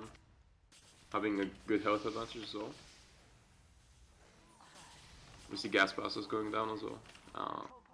Yep, and there we go. We already have Dorson going down. The timers on this round are being are very balanced in the sense that, you know, there's a 30-second hold for one team and then a 30-second hold for the other team. It's really going back and forth a lot, and the red player coming from behind, kind of getting outnumbered, but managing to convert it into a frag because his teammates came from the front as he came from the back. Like, that was a great example of just how strong it can be to sandwich players in this game mode. And we even You had can only a look one way wipe after on all. blue side here. Red Fralock pushing up and trying to do the cheeky forward hold again. The red players actually spreading out over all the chokes and trying to forward hold basically every single choke, I guess, for info, as well as maybe trying to get that free damage. They do manage to get at least one frag out of it, but the Frolic getting traded Riz just out. kind of holding flank all by himself against two other players. He does eventually get out though. Yeah, the red team does manage to get some more value out of this forward hold than the blue team would like. I Blue don't team think trying to it get has some gone in their point favor pressure actually. in. Some trades happening around the point. Gas coming down. Frost going for a flank. Kind of baiting his team for a little bit, and now he's just getting 3v1 because he baited his team and his teammate wasn't there to capitalize on it. Yeah, that See, just that's the leaves risk. That's Frylock the to risk be when you're constantly going for these flank absolutely plays. You torched. mess up that timing, and then suddenly you're just baiting. You're basically baiting your team, and both of you are going in one by one. It can be a very detrimental thing. Sino trying to backstab the player and not really timing it well with his teammate. No, we have a very aggressive gas passer from blue side here. We're just taking control of the entire map and just kind of surrounding blue. Fortunately, blue is kind of taking group fights. I kind of can't tell what's going on. There's people in red Yeah, this on is the a house very as well. chaotic. This is Yeah. a very chaotic fight. There's so much like spread out action and little Yeah, 1v1s and 2v1s happening everywhere that it's kind of hard to keep track of. yeah, Popsy just kind of getting like caught out in red house and just I think dying. one definite thing we can say here is that the red team is much better at taking that forward hold and getting into those enemy choke points. Oh yeah, We've seen like Sino getting comfortable and like hiding in little corners, but the blue team, the red team is much better at like actually holding the chokes together and denying the players from even walking out of spawn. And I think that's getting them a lot of time off the clock. A big mid we fight, see someone getting the air air blast blasted game super here. high. Yeah. Two red players left, and they both have a very bad health situation. So this should be a pretty easy Okay, I cleanup for the don't blue team. understand the air blast game from Dorson. Well, he's just trying to stall for his team, right? He's trying to get the respawners in and trying to chip as much time from the clock as possible. The cap coming in for blue. Like, this is the moment where if you're blue, you want to be pushing up forward. I don't know why, like, we still have players like Potato and Popsy playing around the point. They really should be walking forward with their team and trying to take as much space as possible. Both time is very close for both teams. Pretty Dorson balanced kind as of well. going in alone and getting taken out. He was a little bit too early with pushing there, and he even died to the gas Afterburn, passer yeah. afterburn. And I think one more player is gonna. Nope, they got extinguished. Okay. Oh yeah, IVG almost dying to the afterburn, but his teammate coming in clutch with the air blast and saving his teammate's life. It might seem like a small thing, but that obviously means that they're not down a player, and the respawns might not get staggered, and that'll save them a lot of time in the long run. IVG going all the way behind now, trying to set up a flank, but the red players are reacting to it. Frost is trying to take a fight, and now Frylock is going to be on rollout. No, Frylock completely misses IVG, actually. It's a very chaotic situation, as there's now also a fight breaking around the point. Frost and IVG meeting each other in the red grass, We with see a Blue is very putting the pressure on devastating point. gasser from red team right here. Everyone on blue team is on fire right now, but we also see Yeah, man melters everyone on fire. We're going to see some man melters coming up soon here. The blue health from. situation is less than desirable, though. The rest kind of Oh, coming in I early see alone Zeno and trying to chucking the snipe someone already. chucking the gas, I mean. We have 20 seconds. We need to see blue play around this point and basically deny as much point time as possible. All the point time here, like, they want to be denying this, and they're really not denying this. This is going to be very hard for them Okay, to there's a stop this lot cap of now. there's Oh, a the lot big fight. happening. Yeah, big fight breaking out. Huge damage in favor of, like, both teams taking lots of damage, with blue coming out on top and actually managing to clinch the round against my expectation. I think it's another case of the caster curse. And we That see was just Cryotech taking the third place. They won the decider map, and they won the bronze. there was so much just fire bolts over there. You couldn't even tell what's happening anymore. Yeah, that last fight was so chaotic. The pushes coming in, and it was a 5v5 just around the point. Well, congratulations to Pryotech. They're getting the bronze. That was an incredible display right there in the end. That was a super chaotic fight. We saw lots of action. That was a great little thing to behold.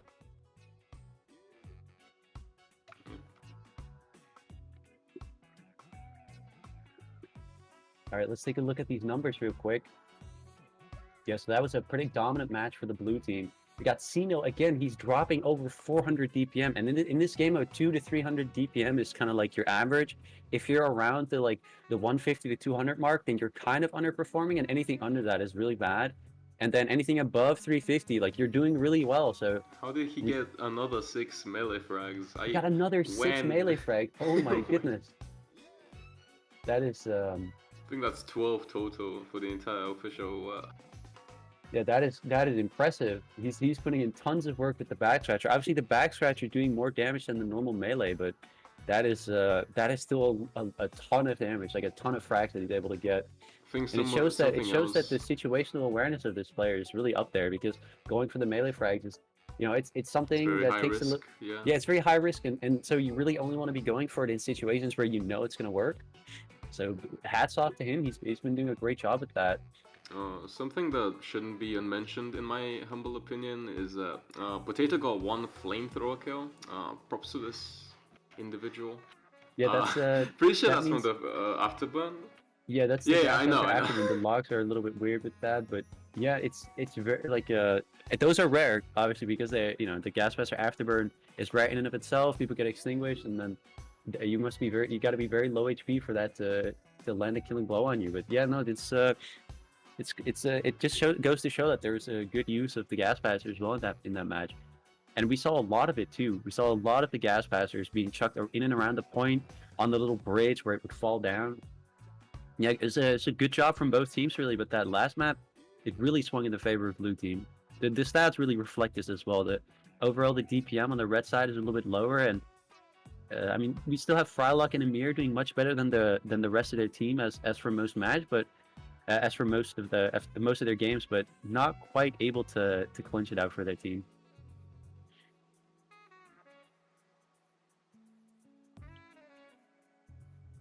Actually, I noticed as well, Sino again with only 7 deaths. Just the last 2 maps he had the fewest deaths, and he was putting in so much work. It's pretty clear that he was carrying that on those last 2 maps for his teams. Yeah, alongside Potato as well. Both players were. Yeah, Potato was putting in a lot of work. I remember Potato specifically getting lots of melee frags. Nah, I think that's just Xeno, to be honest. That's 12 in total. In terms of melee. Yeah, I mean, 12 total that's an insane amount. Why are we in a Donk of the Deck map right now? Yeah, so this is now we're gonna be going into the show match soon. And so, I mean, you kind of spoiled it, but I assure you, the whole experience hasn't been spoiled yet. There's a little bit more that is yet to be seen. So we have the graphic on screen now for the brackets, and so you can see that the finals will be Puff and Sink versus Dunk, or Madwatch's Dunk, and with Pryotech taking the 3rd place decider match. It was a great display though. Both teams put in a lot of work. They played really well, and it was a very close match. I mean, you can't really ask for a much better match really. Like it was so balanced. Both teams were, there were no like weird issues, no technical things, no one lagging out. Like it was just a good display. It was just some good fighting. Like there was that one crash, but yep, it didn't really affect the game that much on either behalf. Yeah, I don't think that it was a very significant impact on the match, but no, not at all. Next up is the show match, and the show match. I'm gonna keep the show match a secret for a little bit longer because, well, it's gonna be it's cool to see the surprise we have in store. But I assure you, it's gonna be very, very entertaining. And something to note about the show match is that all of the teams that were on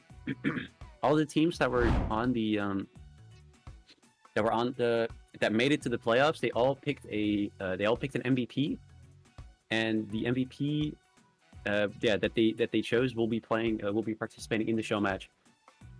So we'll hopefully see yeah, some of the best players from each team coming out and giving it a good showing.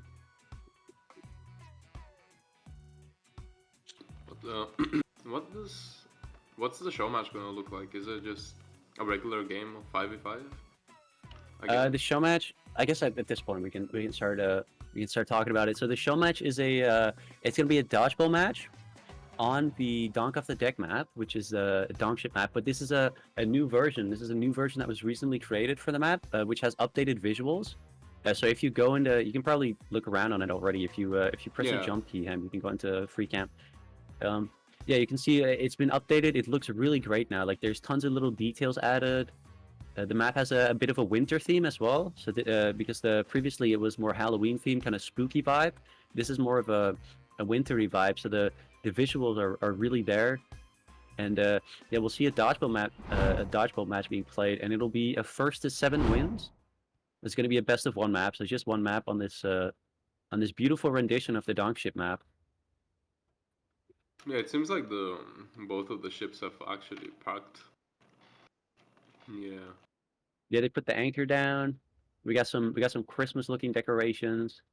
There's I like snow. the Like snow. it's honestly it's a wonderful sight, and the big shout outs to the mapper. I'm pretty sure I'm gonna take a look at the screen the cheat sheet because I'm very bad with names. But I'm pretty sure the map was made by. I cast it with him the one in the chamber event.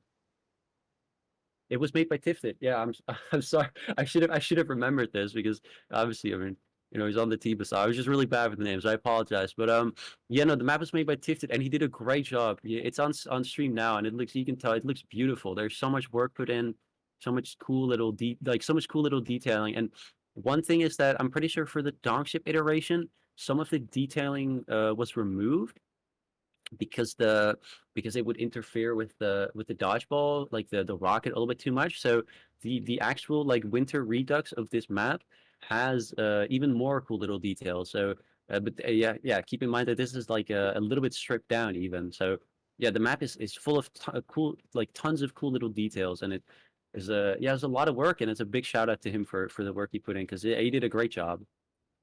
You can even go inside the little caboose, and there's just a bunch of gold over there. It's very cute. There's a fish as well. Yeah, I don't know if you can see I that. was checking around the captain's like the little cabin as well. That's Yeah. it's a very cool little vibe in there, like a cool little homey vibe. They got the little kitchen set up, the chair, the barrels. Like it's very nice, very roomy. Look at all that gold on the floor. Big flex in my opinion. Just have all of your belongings on the floor for everyone to enjoy. Yeah, and even The I gold know like bars. one thing about the previous iteration of this map was that there wasn't really much going on in the rest of the map. Like I think there was like rocks in the distance, and I remember people trying to get on top of the rock by like jumping over there with the loose cannon and tripping and stuff. But then now there's like an actual a cool skybox design. Like there's these cliff sides. There's like lots of little things going on the map. So it's yeah, the attention to detail is just astounding. It's really cool. You can tell in the stream renders on the background, like there's little buildings and all this other stuff. Like it's great. It's a great little revamp. We I even wonder got if you can the actually get in on any of these kind of rock formations. I think there's yeah. one person who would want to try It's that. an interesting question for sure. I mean, with the dodgeball, I don't think we're going to be able to get over there. Maybe with a cool reef like jump, but I'm pretty sure you're just going to die. But maybe in the donk off the deck. I mean, I would imagine they're not solid, but who knows? Maybe if you do a cool loose cannon jump into a trimp, then maybe. But yeah, so we're getting some cool Vista shots now on stream as well. It's very nice. Everybody gets to take a little look around. There's so much going on. Like it's really cool to all the minute little details. You love to see it.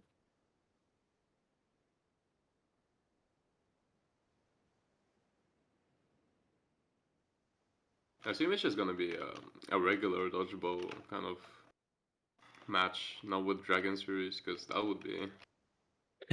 Yeah, I'm pretty sure it is regular dodgeball. They put in I think they used like the pretty standard dodgeball stuff from the dodgeball servers, like the plugins that those use. Something like that. I'm not entirely aware of the technical side, but it's like it should just be vanilla dodgeball.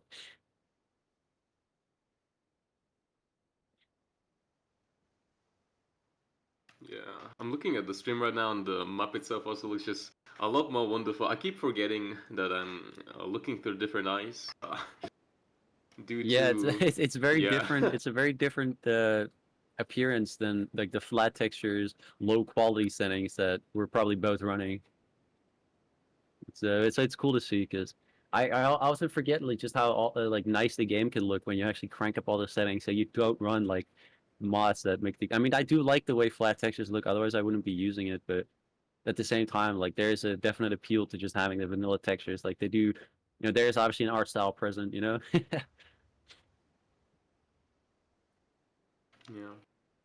I feel like the longer you play with such configs, the more you forget about that TF2 can be very visually appealing as well. Yeah, it's very true. And keep in mind that the version we're seeing here is even stripped down to make it so that it's optimized for dodgeball. So otherwise, there might be props and rockets and stuff that get stuck on little props, or they might hit stuff and might be a little bit annoying to play around. So this is even like a more dumbed down version, like a little bit more minimalistic, streamlined version. The Donk of the Deck version has even more going on, so it's even better to look at. It's even prettier. I'm just thinking how the rocket might like collide with the flagpoles. I think they're called. Yeah, the mast. Yeah, I think in general it shouldn't be that big of an issue if you're aiming it correctly, but players might be able to like get behind the mast and kind of use it to reset the ball. So that might be yeah, that might be something of concern. Or the Christmas tree, I guess. Yeah, the Christmas tree's got the cool little TF2 logo on top of it. Imagine just getting on top of the cannon and just reflecting it from there, kind of looking like the ship is exchanging rockets. Um, yeah. Yeah, there's definitely because there's like this whole underneath the deck area as well with like the Oh it's yeah. actually it's very surprising that even in these areas that you can't really see too well, like you would only be able to see the lower deck from these little through these little grates. But even all of these angles that you would be able to see are kind of thought about, and there's some stuff that's been put down there. So yeah, lots of attention to detail. I just gotta mention that my voodoo magic on the PC hasn't taken control yet, which is very interesting. Um, very glad as well that it still hasn't just Yeah, magically popped off. the TF2 gods are kind today. Yeah, I mean, I've been fearing the network issues, the Dutch internet, the random TF2 crashes, but it's been very merciful the past 2 days, so I'm very happy. No, you don't know. It's just like I deal with this sort of thing where in the middle of the night I just hear my PC booting up. Um, before I would just go back to turn it off or just plug the pull out the plug. Yeah, yeah, yeah. But nowadays I'm just like, oh, okay, boot it up again. Just leave it like that. Just go back to sleep. My PC's just possessed, unfortunately. Yeah, there's I think there's people living inside your PC. I think you Probably, can't do anything probably. about it. There's just something in there. Maybe you need to hire an exorcist, get it out of there. Most likely, the computer technician didn't do anything, so that's just the next Yeah, step, but I that's guess. not an exorcist. That's a computer technician. You Exactly. hi- you hired the wrong guy. You gotta get someone who knows about the spiritual realm. Who can help the possessed, like can help the ghost move on to the afterlife or something. Like Maybe that now I have a demon in my PC, I could play better. It's something to yeah, I think mean, about, you know. they do call the good players. They do call them demons sometimes. So at least that's slang they used to use at some points. I haven't really heard it in a while. To be fair, kind of fell off. We found new slang to use. All right, it seems like we're waiting for one more player to join, and then we're gonna get the match underway. Players are joining the server, but because the config is set to arena, because obviously in dodgeball you can only die once. Yeah. There's no pre-game action, unfortunately. We don't get to see that No rockets. that warm up, but No, that the more that just means there's more suspense really for when the gaming starts. Yes, you could say that. I'm just wondering how this is gonna play out, having it be dodgeball. I don't know. You said it was best of 7, or up to 7 rounds, I guess. First to 7, I think. First to 7. Yeah, I think I saw that. I think I said that correctly. It's 4 players on each team, so it shouldn't. The rounds. I don't expect them to take too long. I mean, that's pretty standard for dodgeball, right? You probably know more about that than I do. To be fair, everything I know, like most things I know about dodgeball, is just being against some, being against Brazilian players or on European team, like European servers and stuff like that.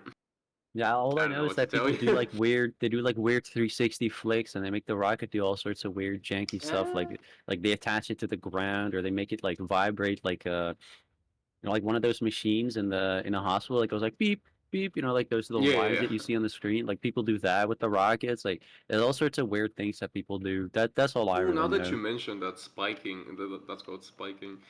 It would be very detrimental in this map in particular, because if you spike the rocket downwards, it's just gonna collide with absolutely everything. All right, so it looks like the last person is joining, and then we'll have actually a 5v5. So not a 4v4 like I was saying, but we actually yeah, it's a 5v5. So it's going to be a pretty clump match. Like a lot of players on the map, and I'm wondering if we'll see some players that are doing the thing that is usually frowned upon in dodgeball. I know like when you're crossing onto the enemy side, you're getting really close to them. A Yeah. lot of times people don't really like when you do that. I wonder if some players are going to be doing that here, kind of trolling the enemy team, making it hard for them to react to the rockets coming in. I'm just looking at all of the ways you can stall the rocket. Just go behind the tree, the mats, and so on. You Yeah, can kind of. it's a bit of a shame because at the end of the day, if you want to optimize this for dodgeball, you have to get rid of like pretty much A lot of everything when it things, comes to yeah. the props, You right? can, you can make it you can make it as if the two ships have like wrecked and just remove the mats and Oh stuff yeah, I like guess that yeah, you with could make some like a elements. yeah like a destroyed aesthetic, but then you would still Yeah. I think you would still want like a small bit of the mask to sort of show that off, right? So then yeah, I mean it kind of becomes like you have to make it super minimalistic, and then at that point like then what's the point then, right? It's a bit of it's a bit unfortunate really, but.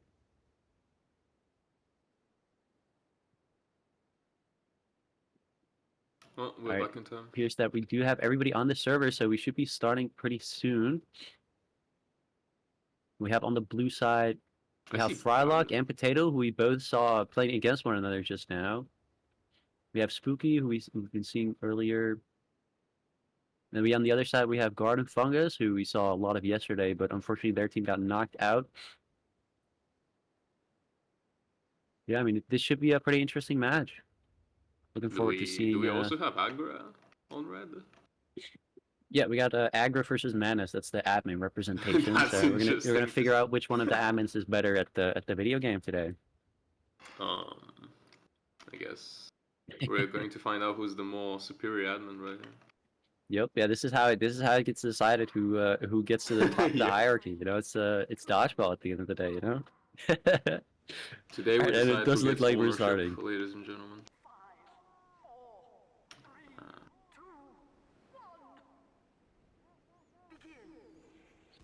Got the Okay, first rocket okay. coming in and getting two frags.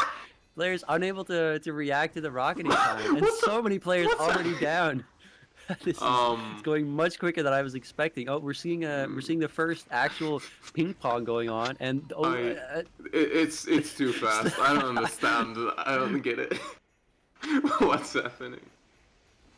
Oh, We're I seeing a think steel. What is that called when they're letting the rocket go around them and they're trying to dodge it in that circular orbiting, fashion? orbiting. Yeah, that we saw a little bit of orbiting there as Yeah, well. but can we just appreciate the 4 players just blowing up because they probably didn't know where the rocket came from. Yeah, yeah, yeah, yeah. Excuse So me. I love how the first rocket that spawned, he just immediately took out 2 players. That was great. So the first round Two going in the players favor from of each Red team, by Team. the way. Oh, that was very Yeah, chaotic. I don't know. very silly so far. Yeah, it was about to happen again. I honestly think that there's way too many players Oh, for there's a this game nuke mode. coming in. There's a nuke. Why? Yeah, it is Why? pretty crowded, I will say. Um, Oh my I don't get goodness. the I don't get the meaning of the nuke.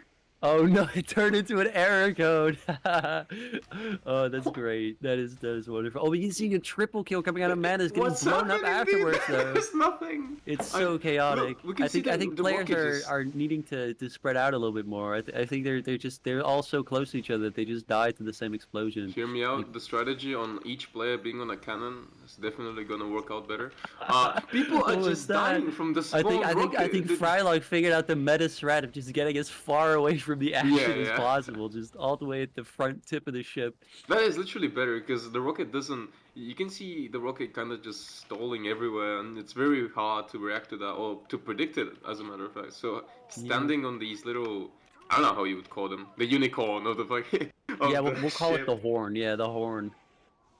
Reminiscent of unicorns. Yeah, look at him. No, Frylock unable to orbit because he's on the horn of the ship. 4 players getting taken out by the boom. I think they just That was fell off. a No. very quick round. No, 4 players just got blown up by the nuke, and nobody, like someone, like people, they failed to react to the nuke, so they just all got blown up. This is way It's a too very chaotic. quick round. I don't. Imagine rocket jumping on top of the little match and just standing there, kind of trying to reflect it from there. Another nuke. I don't think. Oh Yeah, my what? goodness, we have Mattis invading the enemy ship and then just instant reflecting the nuke and blowing up 3 players. I feel Probably like this is just an absolute. The big scary error. Yeah, I for the think people on Agro stream, kind of if sees the it. big error sign is in fact a nuke, and the nuke is a much larger radius, so it will blow up lots of players at once. I think Red Team really needs to spread out more. Like they're getting torn apart by these big explosions that are taking up multiple players at once. Yeah, it seems like the admin ownership is seeming pretty favorable for Manus right now. Yeah, it looks like Agro Manus kind of is needs to step up. yeah, Manus is wearing the pants right now. You How see did he CN get getting knocked just off the ship? completely What devastated by the happened? nuke. Can people airblast each other off? What? I'm not sure. I literally saw a person just fling into the We air should, and just I drop should pay down. some attention to that. Maybe maybe it was a little bit of a hostile air blasting. Probably not, right? Hopefully not. Maybe Because that maybe would we need be. to reinstate some honor rules like no crossing the plank in the middle because well, that could be very silly. Look, they struggle to reflect the rocket because of the match, Oh, here comes the nuke. and the nuke Oh just kind of oh, another nuke. it's gone. Okay, yeah, we're seeing a little bit of ping You pong. know The what's nuke is really very slow bad to about start the out, so nuke? it's relatively easy to reflect when Look it at first that. starts. I Something really that's like really bad about the nuke, yeah, like that. It's that the nuke actually explodes on any collision, unlike the rocket. So in a map like this, where there's just like a lot of ton of collisions, collision. Yeah, it you just might get it's bound to get like destroyed. Oh fired yeah, by that's the yeah, because storm. we're seeing lots of like the rockets sort of like spazzing out Yeah, because of that's all the because it. collision. Yeah. Yeah. Well, it's just a good thing that the sails aren't solid because then, my goodness, it would be so bad. Red team managing to pull back into a 3-3. We're roughly halfway through. It's a first to 7, so at least I think it's a first to 7. It might be it. Yeah, it's a first to 7. So we're roughly halfway through the match now, and it's very equal. Despite Blue Blue's pulling just out ahead. rushing in on their Yeah, Blue ship. rushing in and getting a reflex. Frolic I'm going pretty into sure the someone just pit got because he tried to airblasted. reflex serve. Yeah, Didn't they can know. airblast each other. They can airblast each other. Oh no! Players have I don't discovered you can think. air blast each other, and it's just complete chaos now. Man is taking full advantage of the fact that player air blast is in fact enabled. I think we should. I don't know. Yeah, I That's think there definitely should not be a. some honor rules, and maybe we shouldn't cross the bridge or something, because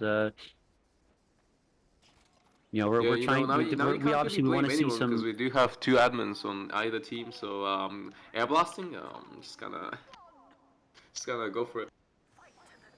Yeah, I think Blue's just gonna rush again. No, never mind. They're not. What was that? He just Okay, jumped okay. into the pit. Oh my goodness! All right, well we're at least seeing a ping pong here with a dodgeball action. And the Oh, rocket we have air fit, blast action right here on the blue ship. What the fuck? Garden Fung is getting a huge double Did you there. see that? He just That got air was blasted into the air and just like reflected the rocket while in the air and just got 2 kills. What? yeah, that What was was very that? silly. And the nuke. Okay. I don't. This is way too Yeah. Okay. I don't know. Illegal. Potato said it. Well, it's 4-4, so could go either way still. Your team did the same. All right. Well, if you look at the chat, we kind of see a bunch of neither team wanting to take that honorary. Yeah, I think we're maybe now players are no longer crossing the bridge. Nah. They're staying on their own sides, and we're actually seeing some air blast action here. Ball Garden getting Fung is taken out. just Garden Fung walking is off the walking into ship. the pit. Man is Please. crossing the ship now. I don't understand. Oh, the I th- rocket getting kind of stuck in the low corner there. Now a close range fight between Manus and Frankie, and Manus pulling out the win. Garden Fung is just trying to orbit the rocket next to the little bridge and just falling by himself. It's just hilarious. I don't know. Yeah, there's something really funny about the players like having to pay so much attention to the rocket that when they're trying to cross the ship, they fall into the deep blue below. Oh. It's 5-5, so anyone's or 5-4 is it anyone's game still. See first You blood, can hear the and violent a M2 player screaming. I wobbling don't. into the pit. What's happening, dude? We see 2 players blasting the same rocket at once. Yeah, you can even see in the little chat how people are stealing each other's rockets, which is very Yeah, I think a interesting. lot of it might be accidental or players basically doing self-defense because their teammate is so close to them that It could be, they wanna make sure they but don't get blown up by it. I love the rocket just completely spazzing out on all the little props. Like that is really funny.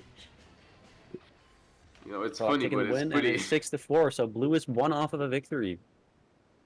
Oh, I think we might have. Wait, no, never mind. Oh, Okay, that just there's took a bit longer. yeah, it's just a little hiccup there. It's fine. And presumably, just one more round for blue right here. And blue's just rushing it, and we have a Frolic taunting player. getting I blasted don't into understand the anymore. pit. That's really funny. Yeah, Frankie people getting are just knocked around. getting each other air Man is blasted. getting eating the rocket. We even A little see orbit attempt Potato. by We see Garden Fungus, but Potato it kind of doesn't hugging. work out. I Frankie getting don't. juggled by the air blast. Oh yeah, Potato definitely has some Oh, that's the some blue team experience pulling in out the this. win. Having the air blasts on really kind of gives you that donk off the deck sort of Yeah, that's true. back. That's true. It does kind of emulate the donk off the deck energy with trying to get people into the pit. Okay, it's water time, guys. Got a hydration and a posture check, so I'm gonna sit up, stretch out a little bit. Well, that was a very entertaining match. Very chaotic Um, action between the two teams. I would say it was more funny than anything. Yep. Yeah. Very, Just very nukes. comedic stuff there, with people getting blown up by nukes, people getting triple killed by a rocket, the floating arrow side of death blowing up 3 people. That's a huge replay. You love to see it. MVP being the administrator, launching the 2 rockets, getting 2 players from each team because they didn't know where the rocket spawns from. Yeah, that was GGs. great as well. People obviously not knowing the map because they've never played it, and then kind of getting caught off guard. Yeah, there was a lot of funny stuff going on there. That was a good one. A great show match.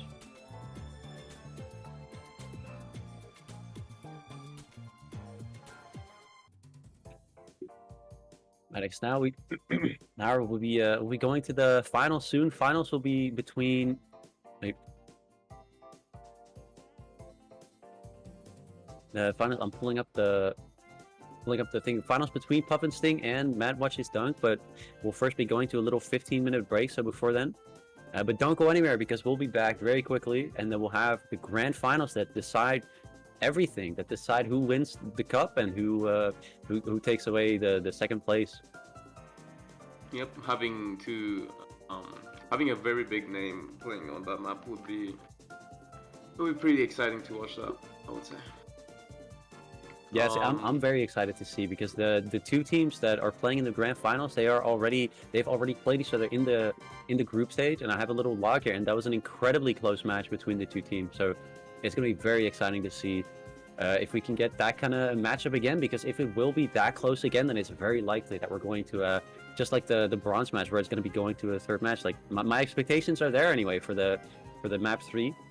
And yeah, it's gonna be cool to see what maps they pick and where they decide to take us, because there's a lot of potential here, and I know that both of these teams, they favor certain maps and they favor a lot of the different maps. So yeah, it's gonna be a very exciting grand final for sure. Well,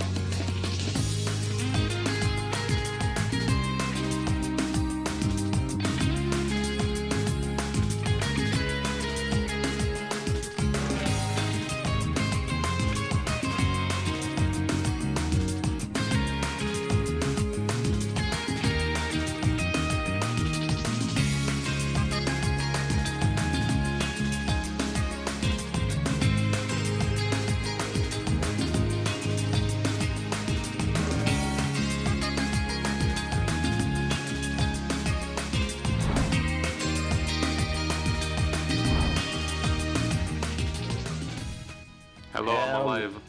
Hello, everybody. We're back for the grand finals. We're very excited, very happy to bring you this cast here today. The match that's coming up is going to be a very exciting one between Dunk and Puff and Sting.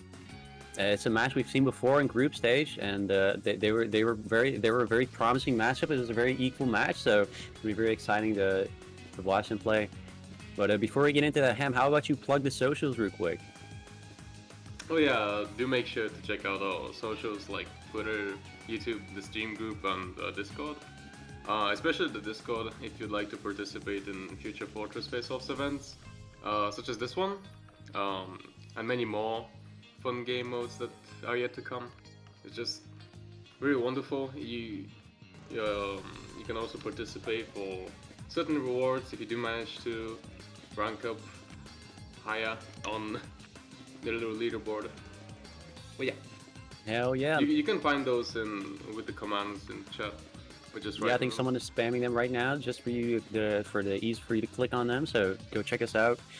And we do have a map ban going underway soon here, so it'll be interesting to see what we get.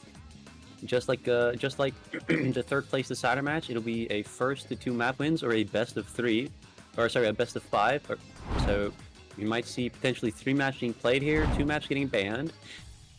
And I'm very excited to see which maps the teams will be picking, because there are some maps that are more liked than others. We haven't seen Valor at all in the EU section of the tournament. Bro, you have so many plushies. It's so good. This isn't even all of them. We had some different ones yesterday, or I had some different ones on display yesterday. So if you want to check out the rest of them, then you should check out the VOD from yesterday, where there are some more plushies on display. I love how you just stacked up the spy crabber on top of other ones. yeah.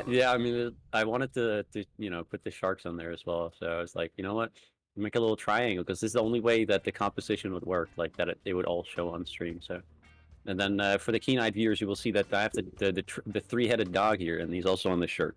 This is the Hades merch is on point with a matching there. Kind of cool.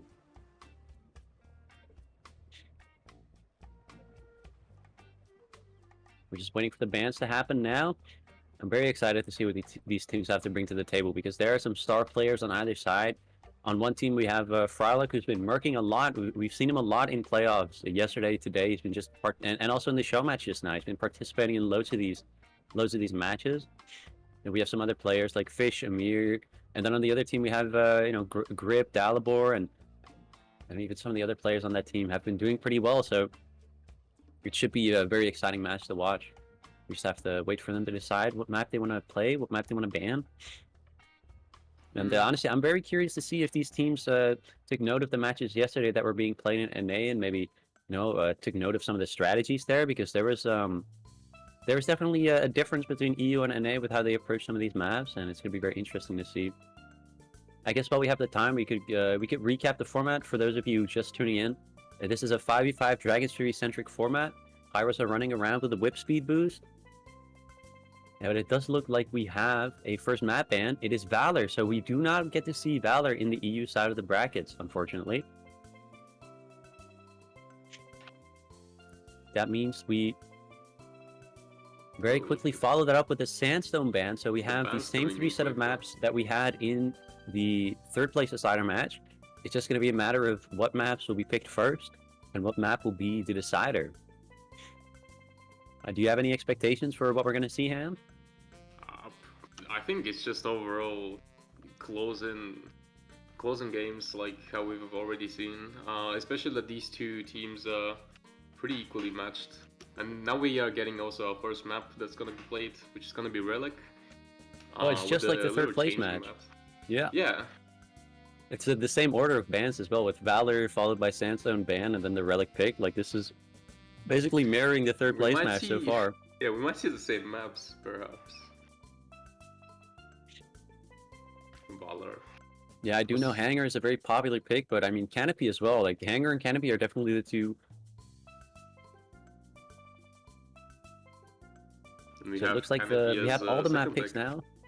Yeah, okay, so we do have a little bit of a difference. We have Canopy being the second pick map, and then the decider being Hanger. Well, And I was saying before, the Canopy and Hangar are definitely the two most popular maps in the format. People seem to love to pick these two maps. And we definitely see that here as well. Canopy not being the decider this time. I know that the Dunk team is pretty comfortable on this map. And I'm pretty sure the Puff and Sting also really does like this map. They've done pretty well on it so far. So we're definitely in for a good run here. Like I've been saying it before, I'll say it again. Like this is going to be a very close match between two teams that played each other in group stage and were able to deliver a very close match. I think in the group stages it went in the favor of Puff and Sting, but really it wasn't by much. It was by just the skin of my teeth, the hair. Like it was a very small margin that they were winning with. So this really could go either way, and there's a very large chance that we're going to be going all the way to a decider match here. just can't wait to see most of the movement plays from Grip and Smile, for instance, which I'm definitely gonna be seeing from in this game. Yeah, I mean, definitely on Relic there is some potential there with jumps in and around the point. There's some cool jumps on the ruin side of the map, and then there's cool hiding spots pretty much everywhere in the map. There's some spots that I haven't even seen people utilize. Yeah, the little pipe on Hangar.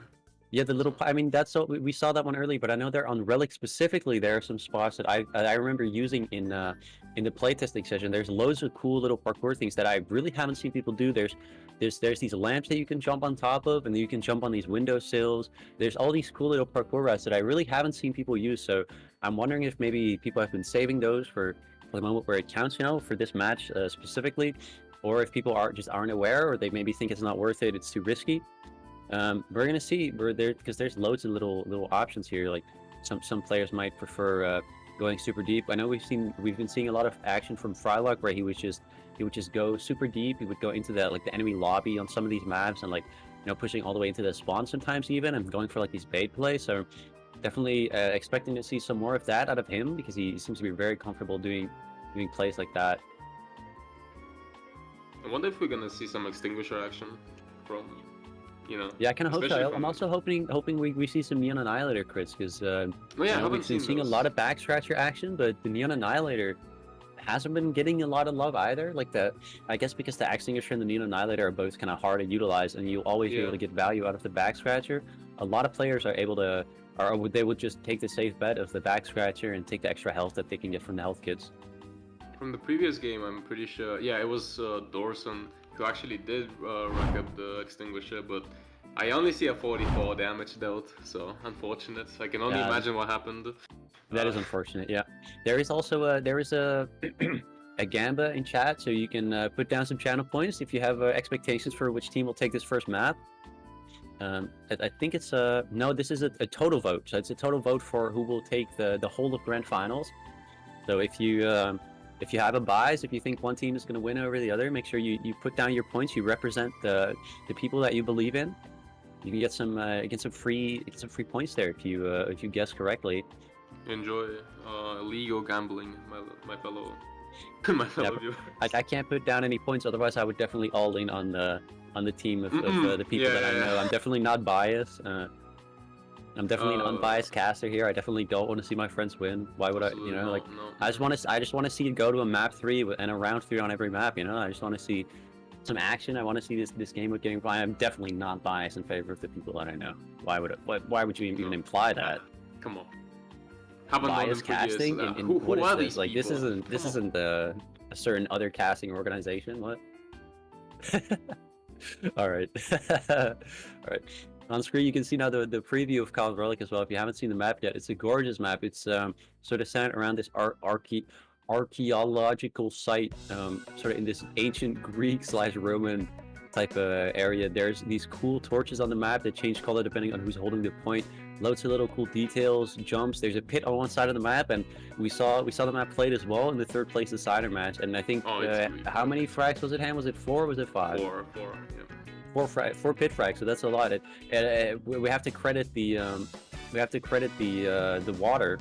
Sorry, not the water. The health kit that's right there on the side of the map. No, the real MVP, the water. Okay, most pyros drawn rather than actually dying for the health pack. Hear me out.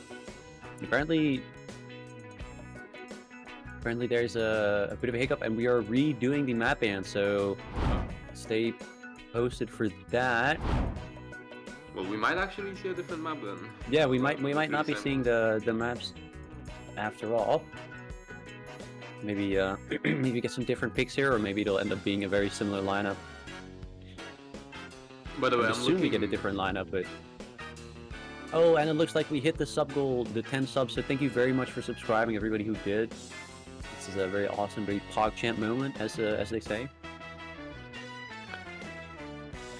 Yeah, thank you to ShippyBB for subscribing that. Other than that, I'm looking at this, like at the relic shots right now. It was definitely Greek. I could see the little vases and stuff like that. I'm pretty sure that the torch is supposed to be. Yeah, there we go. I'm pretty sure that the torch was supposed to be like the eternal fire, as far as I. Oh, true. Yeah, follow the Olympic fire. Yeah, I think you're right. Yeah, it's definitely the Greek vibes. So, anyways, we're back into banning picking. We have Alright, so- Sandstorm being banned as the first one. Yeah, so last time that was the second ban, so this might mean that we actually see Valor played if they don't immediately ban Sandstone. But who knows, mate? Oh no, Okay, we're, so we're seeing a Valor ban still. No, okay, so it is the same two maps ban, so I guess we might just get a different order of the picks here. I guess we'll have to see. First map being picked is Canopy, which was the Borneo-looking map with all the routes sort of converging around the point and the bridge going over the point. We've seen a lot of action on Canopy. It's one of the most popular maps when it comes to just the sheer volume of matches played on it. I think both of these teams are very comfortable playing it, and they play it pretty aggressively as well. And as a second pick, we have Hanger with Relic being the decider. Unfortunately, we're not going to be able to see that beautiful Greek architecture. Well, not right away. We might get to the third map. Well, that is true. Before. Actually, my bad. Yeah, we've been saying before, like it's a pretty close matchup. So the chances that they go to a third map are it's definitely something that's in the card. I'm definitely not biased. No. Electron Eye? Nah, absolutely not. Nah, there's no bias in this casting lounge here. It's we're 100% objective objective reporting here at casting TM. Canopy. All right. Yeah, Canopy is it's a pretty vanilla choice when compared to the other maps. Like the other maps have a lot of like little flank areas and jumps and routes, but Canopy really is very much in that like viaduct sense where all the routes just convert to the point and there's no real way to get by the point in a subtle way, in a sneaky way. Yeah, I was gonna mention how the map just feels the most comfy of them all because it's like the most familiar, like from another official map like Borneo.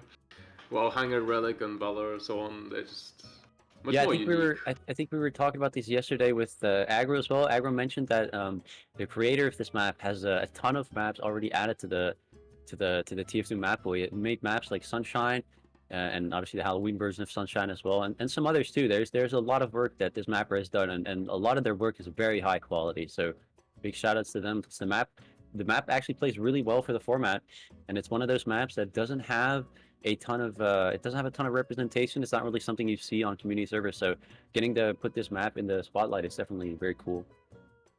Yeah, Canopy just overall seems like a very good COD map in general, just for play. It just has all. It's very small, so it's very fast paced as well. The health packs are like pretty well placed. I feel like it kind of reminds me of Cascade, just without the under area, sort of, in a way.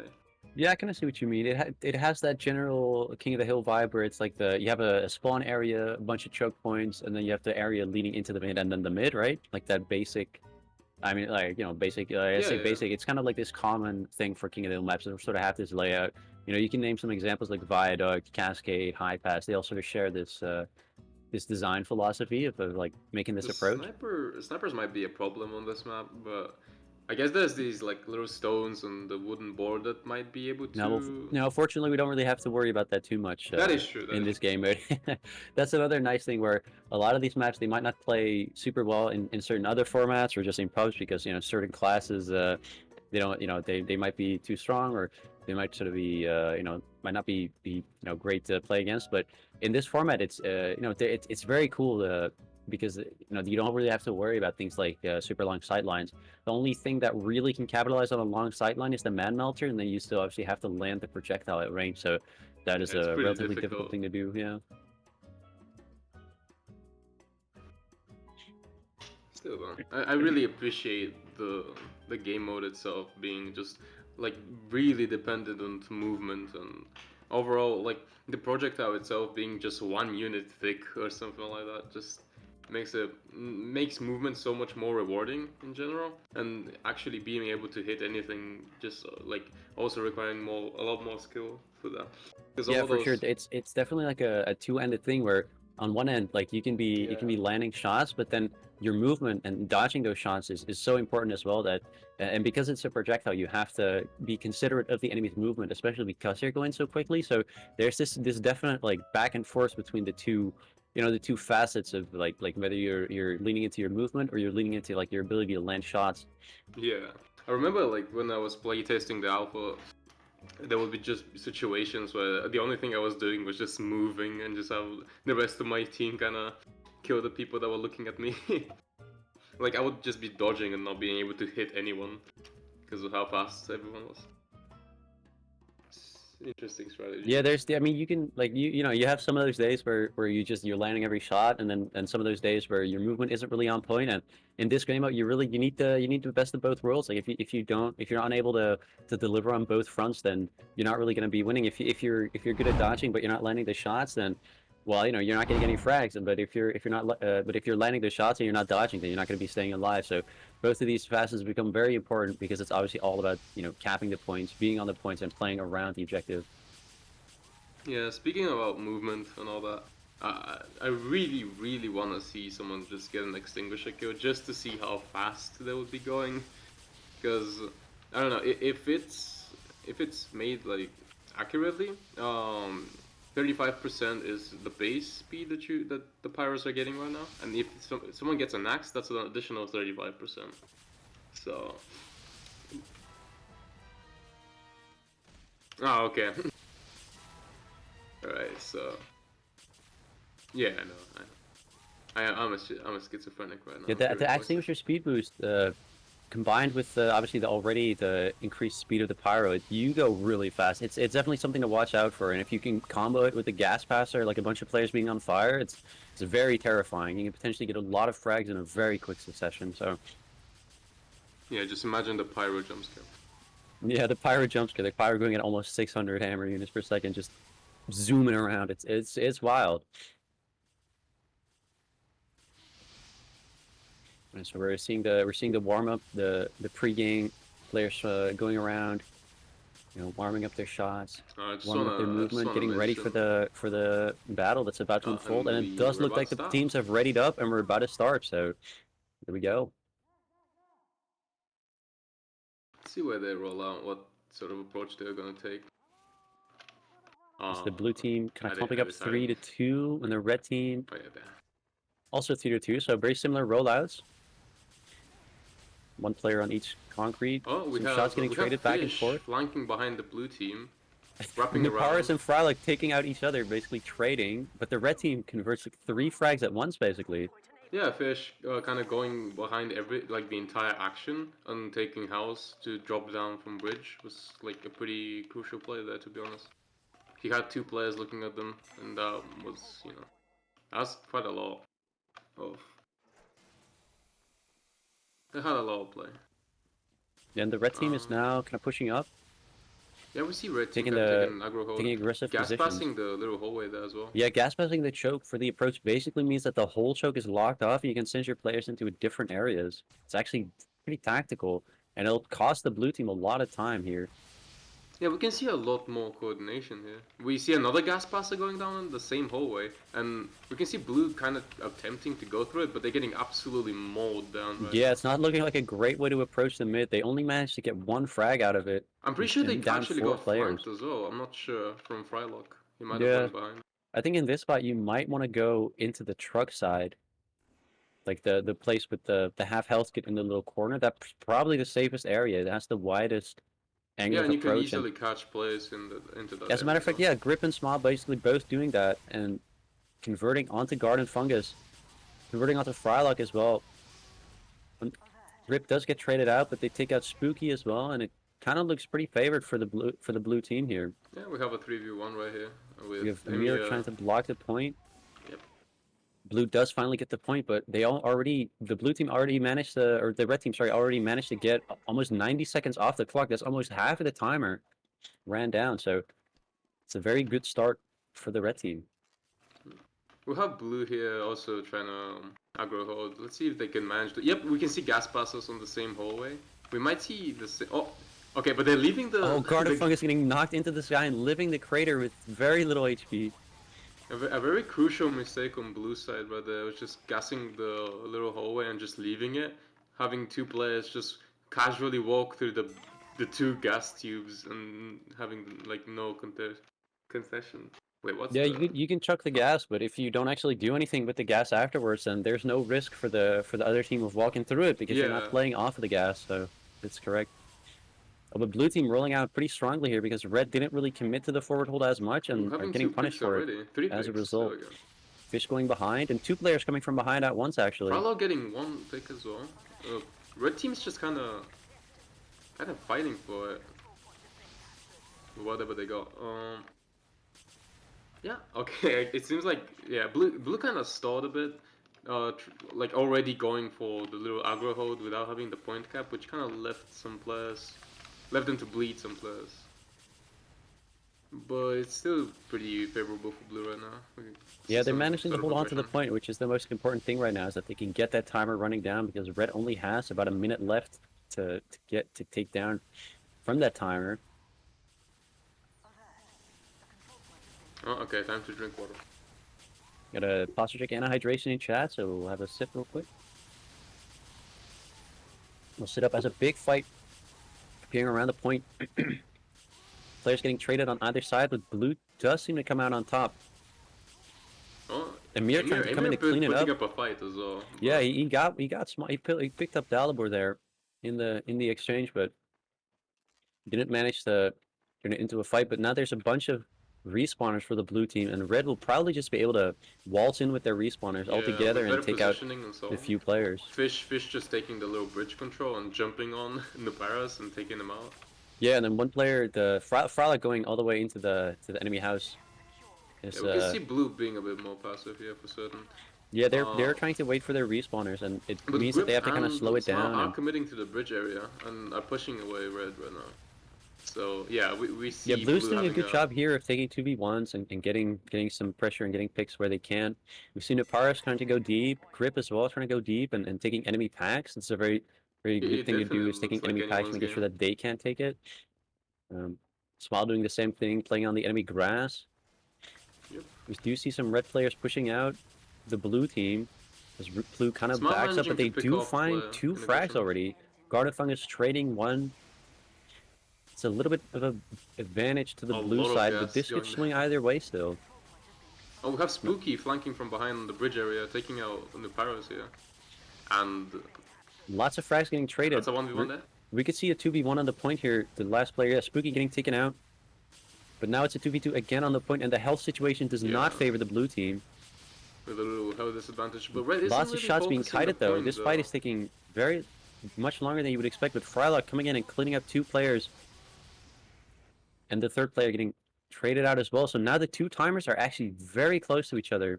20 seconds left for the blue team and about 40 seconds for the red team. So this round could go either way. Red team does try to take up these forward positions. Frylock already down to low health because he's just getting poked down by the man melter. The blue team pushing out on the very right side. Grip trying to go behind. They're setting up these ambushes. Let's see if they can make it work. Oh, a lot of damage on the red teams that was still too deep. Off like two players right now. Yeah, they were too deep and they were basically getting isolated and taken out very quickly there. Oh, we have gas. Yeah, we have a great gas play. A ton of work coming out of that gas.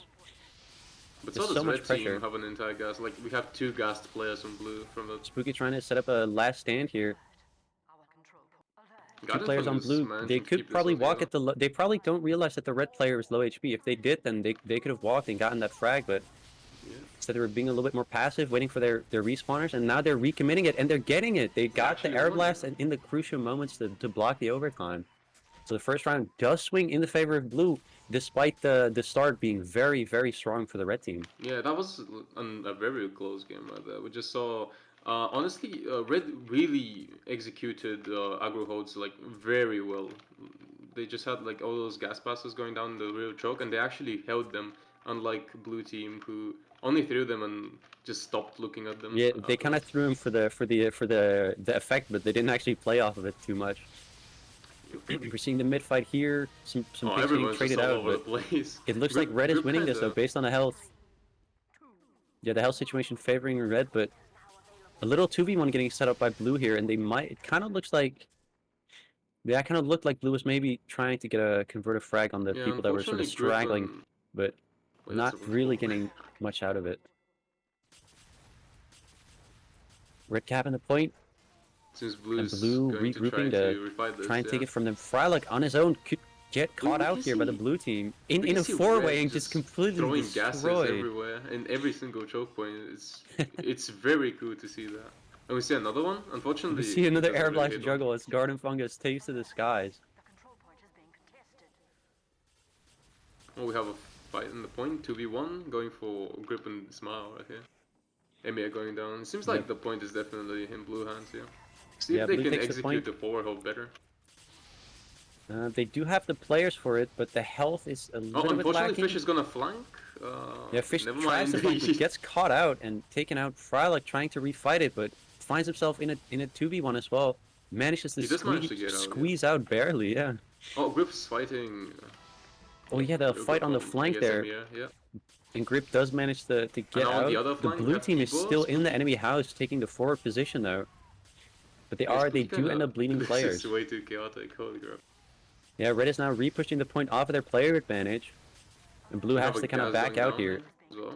And Red Grip behind. To push out. Grip doesn't try to block. Oh, Grip and Smile coming in at the point at the same time, finding Spooky. This could be huge. Finding Garden Fungus. Oh, they're finding another one before Smile gets taken out, and Grip is still alive, but not getting chased by the player. The teammates coming in to kind of save Grip's life, and Frylock gets caught out by the teammates. Does trade Kyobie though. Grip just being as slippery as ever, honestly. Yeah, this was a very Grip was playing this very well.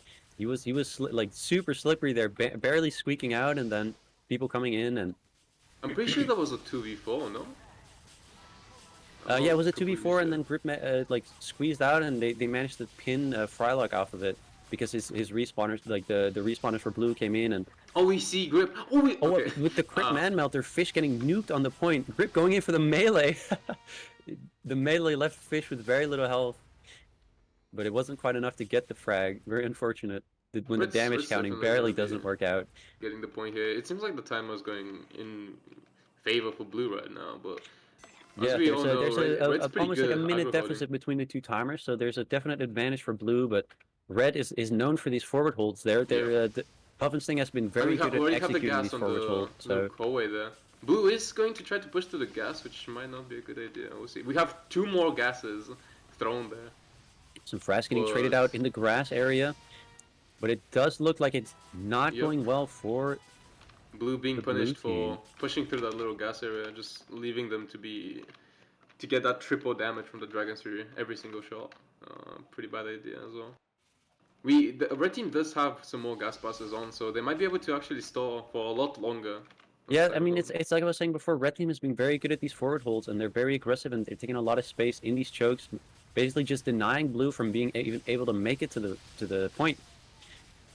We see just full-on assault from Blue from every side here, which actually does kind of push Red back, even getting 2 picks for Blue right here. Yeah, Blue managed to actually push back, and but unfortunately, okay, Fish got the attention of most Blue players, which left Spooky to just be free to down on everyone. Yeah, Spooky cleaning house. They're getting multiple frags. Blue's really struggling to push in now. The picks that they got are already respawning for the red team, so the advantage here isn't actually as big as it looks. Blue does also have their own respawners, and now a big fight is breaking out around this mid as they're trying to edge. They cap, but the health situation for Blue is so bad, and then they're bleeding 1 or 2 players, and I think Red will probably be able to recap it as Frylock comes in from behind and tries to Yeah, Red Tries had to a get something player done, but he advantage for just quite a gets bit. cleaned up. Fish getting cleaned up, Spooky getting cleaned up, and Garden Fungus all getting cleaned up. And actually, this turns into almost a complete wipe And in Grip's favor throwing of some blue. crits, as you can see. Yeah, there's some Man Melter crits in play, so we might see someone Oh, getting you can just see blown Grip up. just kind of preparing for Oh it. yeah, he's Oh, I super think deep. he He missed gets it. the crit on Spooky. Wait, did Spooky he get basically it? has to Oh, he go did, all the yeah. way back out. Oh, Grip trying to sneak out, barely makes it through. He's taking Afterburn though. He might not make it out. He does make it out, but Frylock and Garden Fungus coming in, getting some picks. Yeah, the red team Oh, winning Blue this just kind fight of pretty got wiped. convincingly. Oh, wait, 30 Grip's seconds of probably gonna difference. try Grip to trying to come go from for behind. something. Can't really find anything.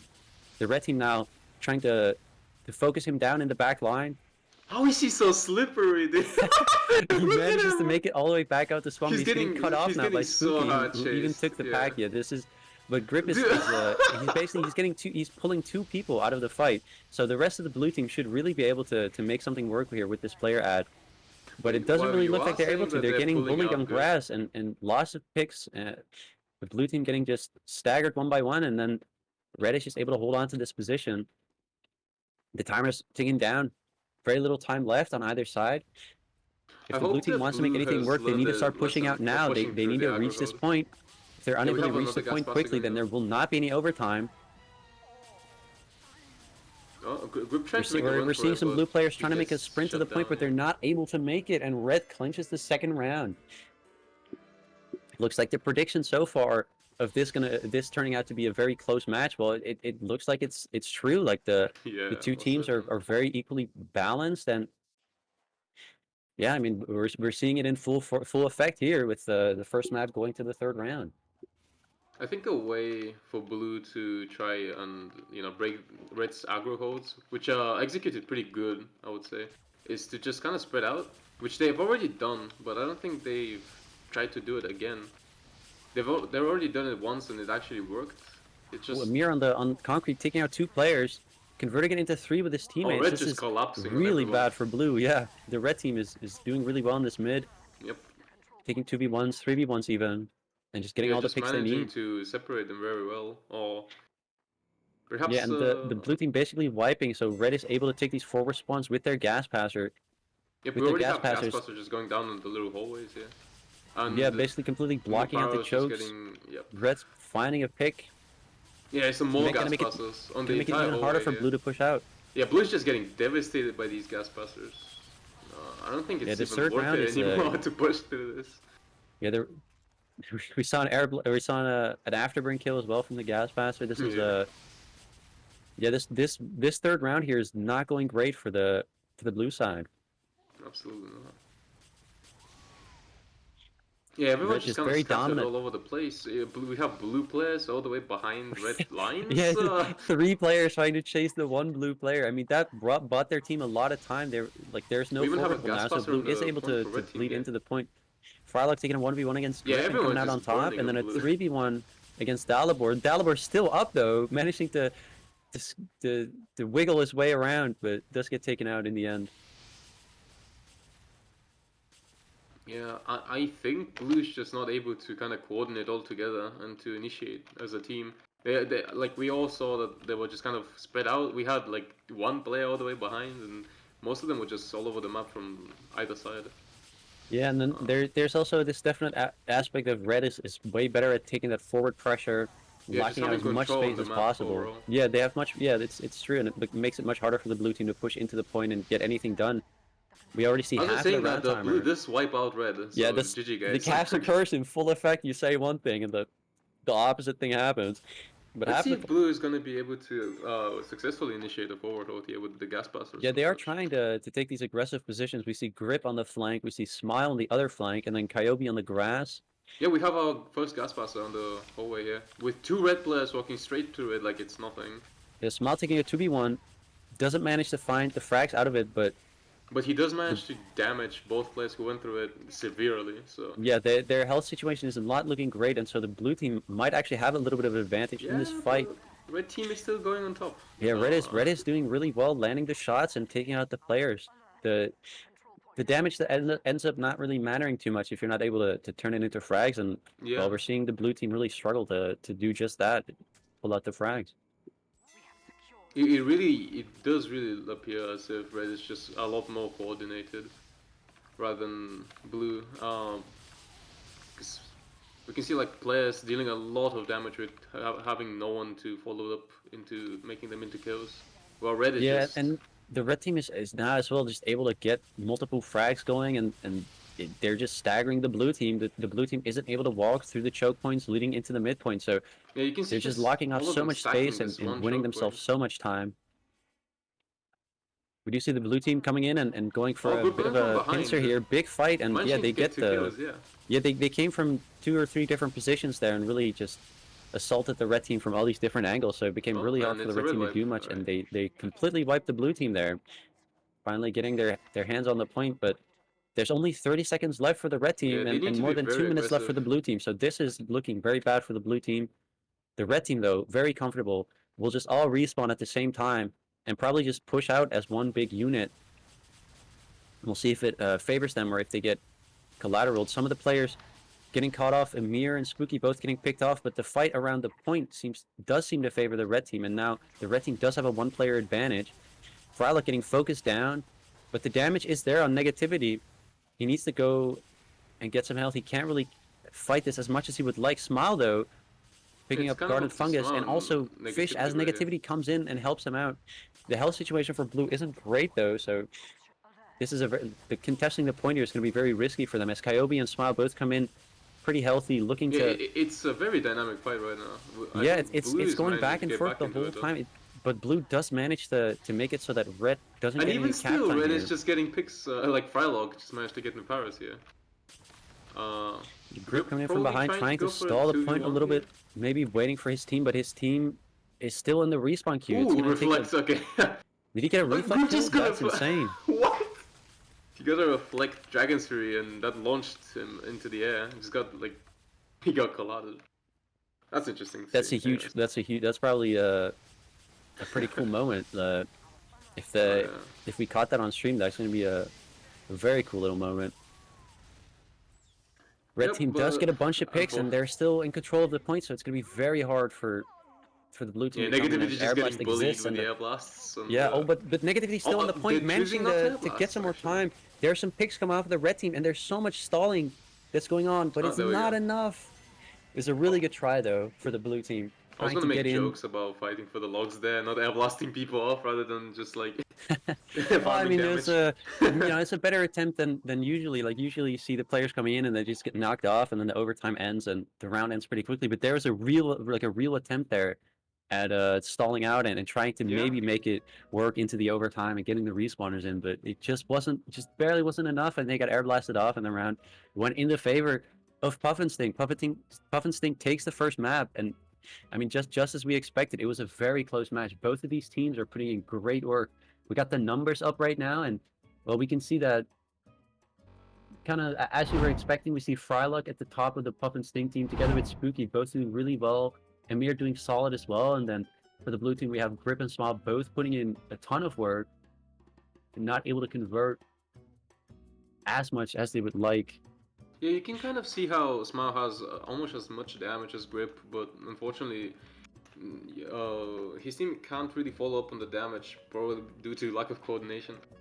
It's just an overall thing we see with red and blue, kind of red being able to coordinate much more, like much better, having better control over the map and so on, while blue is just struggling to push through like aggro holds or just stay control of the point and so on. Red Yeah, just seems and to have, yeah, the numbers kind of reflect this as well. If you're looking at things like the...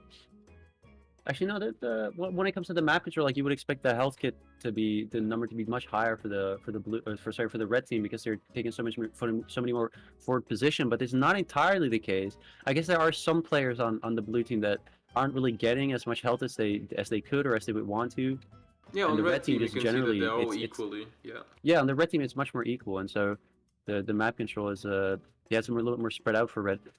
I mean, there's the definite like obviously there's Frylock, who has like pretty insane numbers. And you really see it in his gameplay where he's constantly behind, he's constantly trying to make funny flanks happen. And if there's anyone on the red team that is in deep, then it's probably going to be Frylock, or it's probably going to be Spooky. And you can really see that in the stats as well. Like they're they're towering above their team really. I gotta appreciate that one environmental kill from Grip. Yeah, it was a crater, That right? was He got interesting. the Dragon Fury reflect, and the knockback sent someone into a crater, which is I don't think we've seen much of that. I mean, obviously we've seen some air blasts, we've seen people getting pushed around by air blasts, but we haven't really seen too much of the Dragon Fury reflex. I think we saw one on Hanger in the third place decider. Yeah, It it was was a pretty kill as cool. well. Yeah, I mean, it's obviously very difficult to make the Dragon Fury reflect work because just because of how the Dragon's Fury functions and because of the projectile being pretty short range. So the reflecting that projectile is it's a pretty difficult thing to do, and so we really aren't seeing too much of people even attempting it. Yeah, it's just not worth the risk due to the low reward. You could. Thing is, the air blast cooldown for the Dragon's Fury actually does go down upon a successful hit, but once again, it's probably not I worth didn't it. actually know that, but that's like that's like a very niche thing. So I Yeah, mean yeah. that probably goes to show just how like unuseful that information even is, right? Like how rare that is to even be relevant at all. That you'd probably Yeah. not even notice it. I guess theoretically you could just hit once and then use that little cooldown to air blast like right after to get that mini crit and the bonus damage. But once again, that's probably not even enough to kill, so it's not even worth it. Might as well just like spam them. Yeah, but though to be fair, like there are lots of situations where people go in with a little bit less than full health, right? They are going in with 160 HP, they're going in with 150 HP, they're going in with 140. So in a situation like that, then suddenly that could be enough to get to secure the frag. Like it's not something to completely wave off, but a lot of these players are aware of a lot of the good players will be aware of the damage thresholds, right? Hmm. Probably. Like a lot of the good players, they'll know that just going for the full HP, going for the 175 HP, like that's very helpful. Like that'll give you a little bit extra mileage that'll make it so that you don't immediately die to like some gas pass or afterburn or some of these other damage numbers. We'll see if blue team is gonna be able to try to coordinate this time and like work on their teamwork here on this map. And we have 45 seconds until the match Yeah, on this map, tells there's me definitely my a lot of schizophrenic voices. yeah, there's definitely a lot of spots on this map where the coordination is a very key thing. Yeah. We talked about the plane earlier in the third place decider match where people people were getting crunched in from both sides when they're in there. The same can happen in the little tower area if people go for the packs there. The plane. The yeah, the plane, Talk the about tower, it. even luggage. Like there's lots of situations where people can get crunched, where there's you can just get completely sandwiched by other players. So very Anyways, curious to see if we see some of that in we're here. starting. Let's see if the red. I feel like red team is probably gonna take a more map control sort of take on this mid fight, like have players all over the map. Uh, yeah, we can kind of see that, but blue's Yeah, also we just already kind of see spread Frala out. going behind. I mean, if the blue team is aware of this, then they can take that to their advantage. We see some trades. We're seeing a man Yeah, melter Emmy frag. kind of flanking back and I think is about to get 2 kills, but no. There's a lot of frags Blue, in favor of blue with only Fish up coming from the luggage area. Is he yeah, going to Fish attempt to trying make something to work here? He does try to come do in and make something on something flank. work, but he just Probably gets not yeah the he best gets play there. there's multiple players he's trying to fight at once, and it's not a great situation. So ends up just delaying his team. Like his team kind of probably wants to wait now. Actually, no, the Frolic just going in right away. Frolic and Gardenfung is fighting Oh, towards we have a the little gas luggage pass area, through the window there. taking out Gonna. negativity in a 2v1, but Dalibor then finding Spooky, and then Grip finding a mirror as well. So the red team is still kind of on the back foot here. We do have Garden Fungus flanking behind, which is going to go down to getting the Paras killed, and perhaps Smile as well. No, Smile's going to be able to run away. Oh, and Frolic taking out Grip is Coyote there, alone on even though he point was though. 1 HP for that whole time. That's one of those moments where the player not getting cleaned up just becomes such a detriment because Oh, I Frolic was didn't sitting in know. the corner on 1 HP and then didn't get cleaned up by any of the blue team, and then he manages to get a pick out of it. It's I just noticed something. I don't know if you noticed from Red Team Fish, he was trying to cap the point from the other side of the little fence, which actually works Wait, really? Yeah, Oh, that's you wild. I can didn't know stand that on the actually little ledge worked. there. Yeah.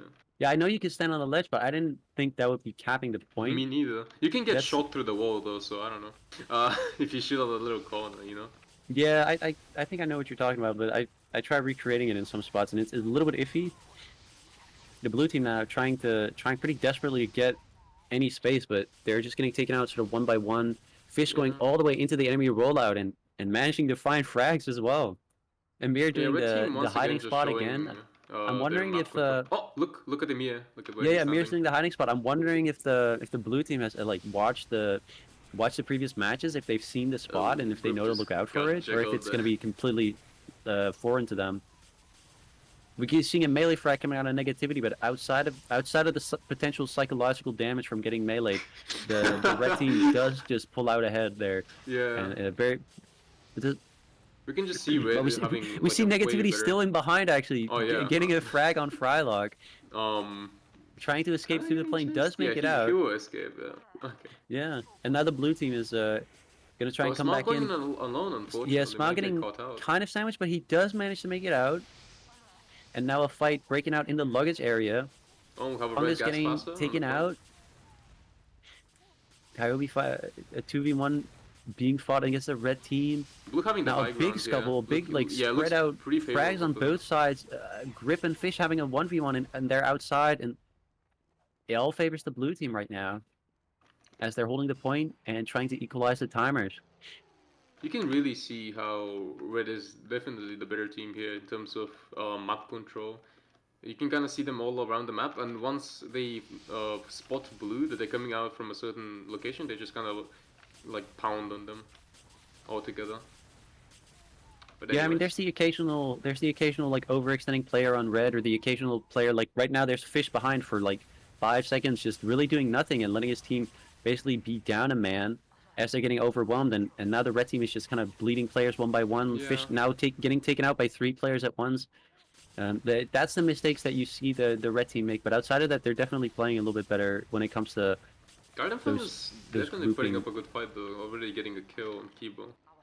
Yeah, but Grip and Smile in the luggage area picking up Frylock. Garden Fungus coming in from behind though. But Smile turns around in time. Grip and Smile, and now 3 actually, negativity as well. It's a Oh, there's 3v1 in a the luggage lot of area. people in luggage here. This is where the fight's going. We can see gas passes thrown all around here. It's actually interesting that a fight would last this long What's in luggage happening? because it's so far away from the point. Yeah, You don't really see that. we Typically, you can see kind of see small, like short another fights over fight there. happening on the point as well, like a 2v1. Red team might have invested way too much time in the little luggage fight. I Yeah, don't it know kind why of does Blue is look like it.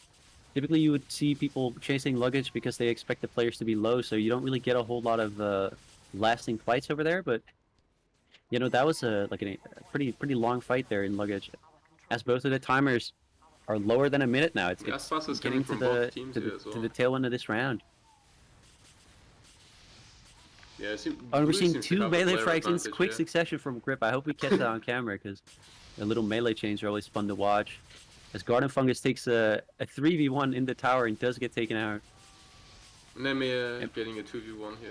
Yeah, but he does Actually actually getting a pick up kill one in the frag. towers, yeah. So Dalibor trying to Oh, make the Grip most out of actually his getting life, caught and out by the player behind and going down as well. This yeah, could and then be negativity too, getting this could double be a team. So turnaround right here.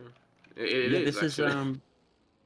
with only about 10 seconds left for the blue team timer, with red having about 50 seconds left. This is a really close one. Blue just needs to muster one push, and red is just going super deep into the enemy rollout, taking all of the space and almost getting to the point of like a bit of a spawn hold there.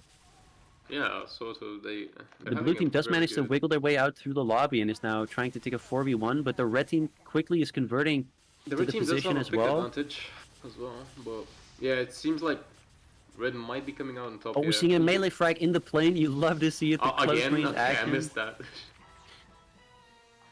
This fight around the point is taking it's taking a long time, but the blue team coming out on top But slowly and you can see steadily. Spooky doing the same like the ledge thing again, trying to delay as much Yeah, as trying to possible. block it through the fence. That's actually not a bad strategy because it's just a way to block for it. You know, make an extra second uh, off the clock. Like that's a good way of stalling, and every second might matter here. Yeah, you can But see kind of unfortunately, blue team hurdling the point, denying them from even touching it. Unfortunately. yeah, I mean, like if they had another second of blocking there, then maybe they would have been able to stall. But that was very close.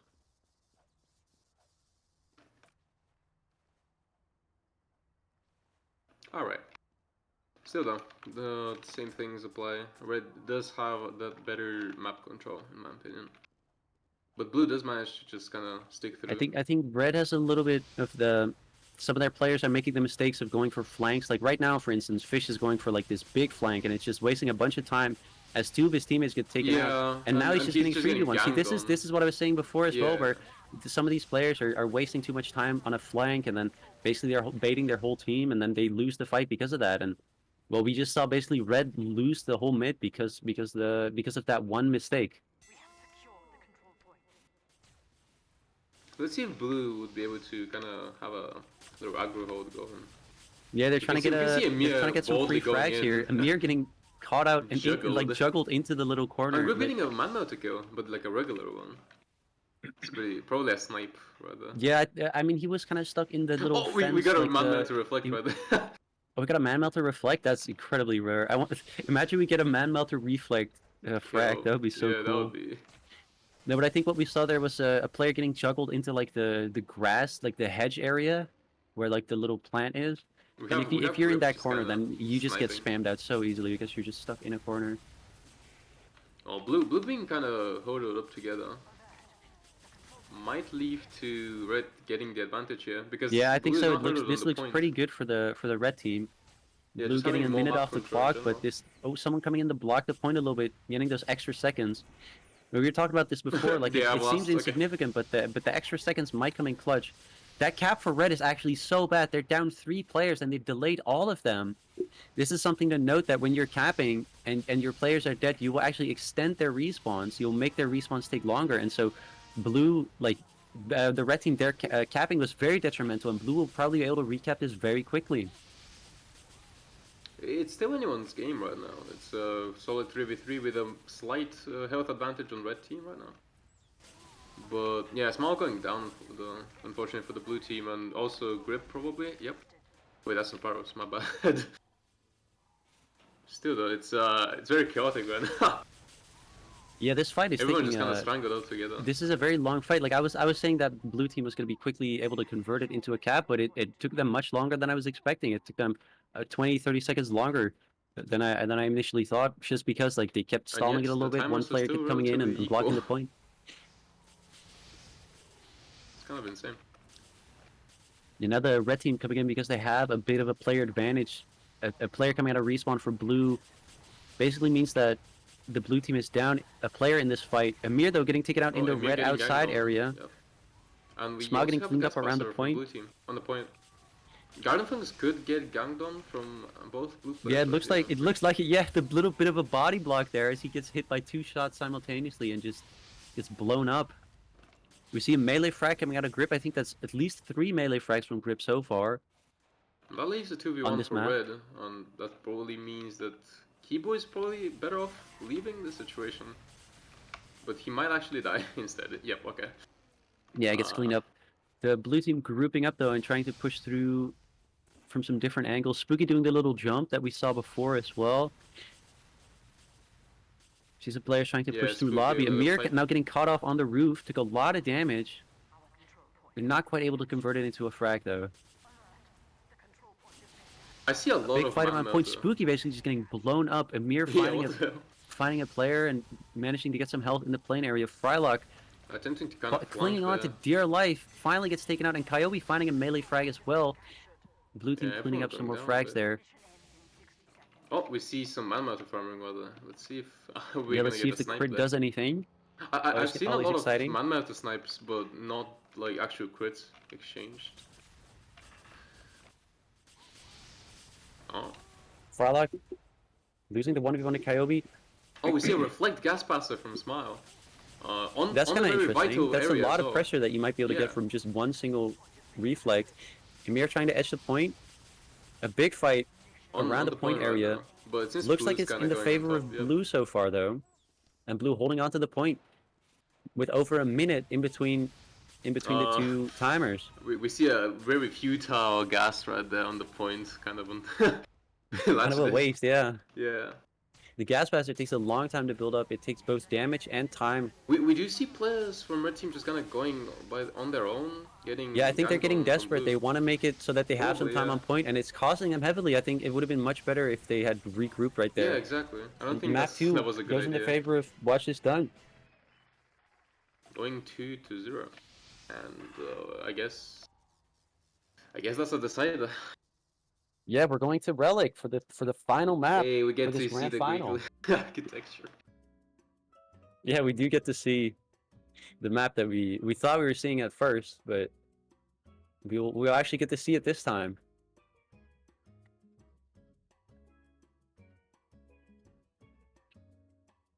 I see a lot of players kind of like banting about it being already scripted because they played it before, which is pretty funny. All right, we do have the logs on screen. Let's take a look at some of these numbers. We're seeing Amir with a very dominant performance, towering above his team. It's for once it's not Frylock who's at the top. Garden Funk is doing pretty well as well for Puff and Sting.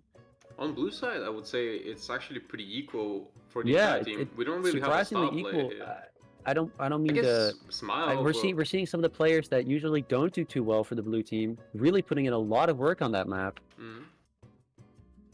Same goes for red though. All of them seem to be kind of equal as well. Yeah, this was in terms of players putting in work, this is a very balanced matchup, or like a very balanced round, I guess, or a map, we could say. There is no real one player that did everything there, which it definitely goes against some of these other maps where we saw certain players just completely decimating the opposition, or just being the one person that towers above the rest. But no, we don't really get that here. We have that was a match where everyone was putting in the work and everybody was carrying the team together. It was and I mean, you know, we all saw it was like these were pretty close rounds still, even though it was a 2-0 for blue. It wasn't like it wasn't a sweep by any means. Yep. These were close matches still, close rounds. As well as I think I actually managed to see some redemption on Dunk in terms of map control. It seems like they actually held on to the point as a team for quite a bit. And, you know, took control of that high ground there, which managed to just kind of like, you know, win over the red team advantageously. Yeah. No, definitely. Look, the torch isn't lit because no one has the point. That's insane. Yeah, it's true. It's a little crazy. cool detail. Man, I love this map. Holy. Yeah, this map definitely like I used so to. I think when the cup was starting, I think Hanger was my favorite one. But now, like the more I see of this map, the more I think it's turning into my favorite map in the bunch, just because it has so many cool little details as well, like the torch, and then there's the Greg statue. Shoutouts to Greg, and then there's obviously the pit as well with the funny bait health kit. Like there's a lot going on in this map that's enjoyable. So it's very cool. Look at the little shipwrecks as well, and the little fountain is so lovely. I love it so much. Yeah, the visuals on this map are definitely very nice. You can see it on the previous one on the stream. Like there's a lot going on. All the little vases with the little Greek details. It's a really detailed map. Yeah, they definitely took a. Yeah, they definitely put in like a lot of effort to make all these little details work. Like the vases with like you have this scout on them. There's like these Wait, little... that's a scout? Yeah, that's supposed to be the scout. Dude, that's so crazy. At least the one in the if you're going to the water side of the map, there's a scout on there because you can see he has the headset with the microphone on it, just like the scout has. And then there's another one. I think that's the soldier. I can't really see that. There's another one where I think it's the soldier because he's holding like a spear, but the helmet is like all over like his face, like it blocks his eyes, just like it does with the soldier. So there's definitely some cool detail. Oh, and there's one with the spy as well because there's a sus looking guy with a blade. So. Oh yeah, I see him as well. It's like they're little longer ways. Yeah, there's you know, a lot of cool little things going on in this map. It's definitely deserves appreciating. It doesn't have hidden ducks, so unfortunately the video does take the place. No procedural generation. Yeah. Honestly, like no procedural generation. Imagine you make a map in the current year and there's no procedural generation. Like what is going on? There's even little panoramas of like the entire map, I think? Is it? No, probably not. If you go into these little rooms, let me see. You mean like the Like it's in oh, the little. yeah, you mean the little yeah, there's like Yeah, yeah. little stands with two fort on it. The Oh yeah, it's ancient two two fort. Yeah, forts, it's dude. ancient two fort. This is insane. What's the other map? Can you? It's so crazy. I love it so much. Is the other side different? No, it's not. Yeah, it just doesn't have them. Okay, the other side just has bases. We have about 20 seconds until the game starts. Yeah, let's see what happens. Thank you, my schizophrenic voices. All right. Yeah, it looks like we're hopping in a little bit here. We're seeing some players getting used to the map, probably practicing some of the jumps. There's actually a lot of potential on this map for hiding spots and little places to scout out what the enemies are doing. So I wonder if people are going to be playing those at the more detailed, like the small, nuanced aspects of the map, or if they're just going to focus on the general action. If you're playing this map more so in a general sense, then it's actually very similar to the previous map, Hangar. This has the flank on one side, which on the other map is was baggage. On this map, there's the flank above the church area. We see everyone like really spread out from either team, just trying to take control of the entire map. It seems like. Yeah, it No was an insanely real. chaotic mid, very spread out action Yeah. happening everywhere. It seems There's, to be pretty equal as well. yeah, It's a it's hard to 50-50. say what team is really pulling ahead. Like Red has Red the team is positional having a advantage really on the good point. gap point though. Like, Yeah, but they're getting pushed off though. They're not able to convert it into a capture right away. And blue is fighting, and we even the see cap gas is rolling passes back, going and now blue is putting the time on. It's really Oh hard my to goodness, say. the blue player holding on barely is insane. Yeah, everyone's just kind of everywhere. It's very chaotic. I feel like blue might be actually having. Yeah, we can see Smile taking control of the point, but he's very weak and about to get confronted by Frylock. But no, Smile backing up to the health pack right here. Now Red's taking control of the point, so we might see more aggression from blue. We can see Smile fighting on it. Yep, most of blue just swarming the point now. It's wild. You can see gas passes. We see a melee kill right here. Nope, a melee attempt. Okay. A melee attempt, but it didn't quite work out. A lot of action though, and still there isn't any cap. Like this is an insanely long mid warm fight. tick mid. Warm tick Yeah, mid. this is akin to the warm tick mid where it It's just takes still so really long. equal. Yeah, red now like it's just going back and forth It's with a blue 1v1 putting time, now. red putting time. Now it finally looks like red is going to be able to get a point, with Grip already rotating in, and he's probably going to try to contest this because, you know, it's been taking a very long time. Grip, yeah. He's just been walking into the shots, and he gets crit by the Dragon Tree and just loses all of his health. And that will be the decisive, that will finally be a capture for the red team. Has concluded, guys. The torch is now red. Amazing. Now we're seeing different fights on different sides of the points. Coyote taking out Frylock. Two players coming in from the flank. Negativity trying to go all the way behind. The blue team coming from the ruin side as well, and just taking little different fights, knocking away the red players as they're putting time on point.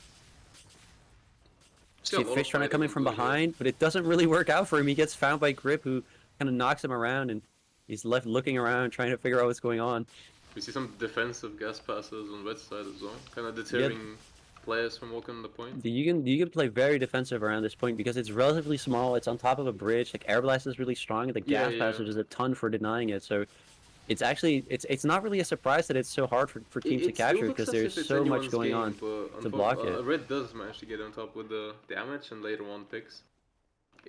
Like when blue was kind of fighting for the point, that just seemed very chaotic. Kind of was kind of. Oh, it seems like Spooky and Fish have figured out one of the jumps that I was talking about. They're trying to they're doing some cool parkours to get a little bit of high ground. Oh, look at Spooky! Yeah, Spooky and Fish are doing a little bit of jumping, but that's interesting. It seems like they're Oh, but I think Spooky got no, Fish got kind of. Well, never mind. Fish also got Grip, so it didn't really matter. Oh my goodness, there's a snipe, a pit snipe Smile, knocking someone away with Air Blast, and the player flew for, I want to say, an entire second just of air time as they get lunged into the sky from super far away. Coyote over at the pit, but Amir misses the Air Blast, and Coyote manages to barely not get pitted as well. So much pit action in a very short amount of time. Just A want to little bring fight going on attention under to the the pit as timer. well. Turns into a 2v1.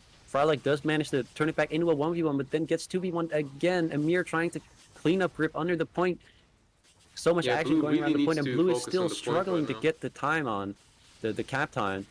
With a 2 minutes difference, that's Yeah, there's a almost like a 2 minute 15 seconds different now. Like it's insane just how much time Red has been able to and they're still squeeze struggling off to the cap as timer. well.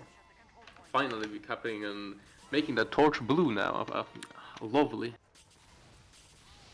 And yeah, we can see red players just running out of ammo as well. Yeah, I mean that's like really impressive in this game to run out of ammo. Like unless you're just spamming willy-nilly, it's very rare that you run out of the ammo because the Dragon's Tree has 40 shots, which is quite a lot. We do see the blue team holding on to the point, but bleeding some players. I wonder if they're going to be able to hold on to the point for as long as Red has, or Blue really if the Red team is just going to be more dominant. To make up for the time, but unfortunately, Grip Blue is coming in on kind the of point, slipping them. together with Smile, trying to chase Garden Fungus under the point, but Grip gets taken out, Kyobie gets taken out as well, and so Blue team is now down a lot of players. I don't think they'll be able to block this here. Yeah, Smile and Negativity both not really contesting this too much because they know they're outnumbered. And Red takes the point again. This could be quite detrimental for the blue team, and it looks like we have a pause. Looks like a pause, yeah. Interesting. Did we get a crash or? Yeah, it's I'm wondering what happened too. If it's a we would be able to see it, right? I wonder if so it's a crash or maybe it's attack pause. Probably it could be attack pause because you know, we are 45 seconds behind. Maybe they lost the first round and they went for attack pause. Oh, the timer's still going. 5, 4, 3, 2. Yeah, I know that. My fellow schizophrenic boys. Looks like it. Look at the mirror just majestically being frozen in air. It looks like it's attack pause. Cool. I think there's a tactical. Yeah, they're trying to figure out some strats maybe. See what they can do better. See how they can improve so that they can try and stay in this match because right now the blue team is at a big disadvantage and it looks like there was only 30 seconds left on the clock, and this means that maybe you know, the red team took that round and the blue team wants to start that round with a pause to make sure that they have a better grip on what's going on in that match. Oh yeah, that was yeah, that was definitely on purpose, guys. Yeah, no. Yeah, there's a definite I definitely think that might be what's going on, where the blue team is trying to make sure that they are on a you know that they're not rushing into this, that they're trying to analyze what's going on and making it so that they can swing back into this game and get a round win for themselves. Yeah, having the point be controlled by one team for 2 minutes straight is very detrimental. Definitely. Yeah, I mean it is a hard point to cap, but at the same time, the red team was able to basically bully the blue team off the point much faster. Yeah.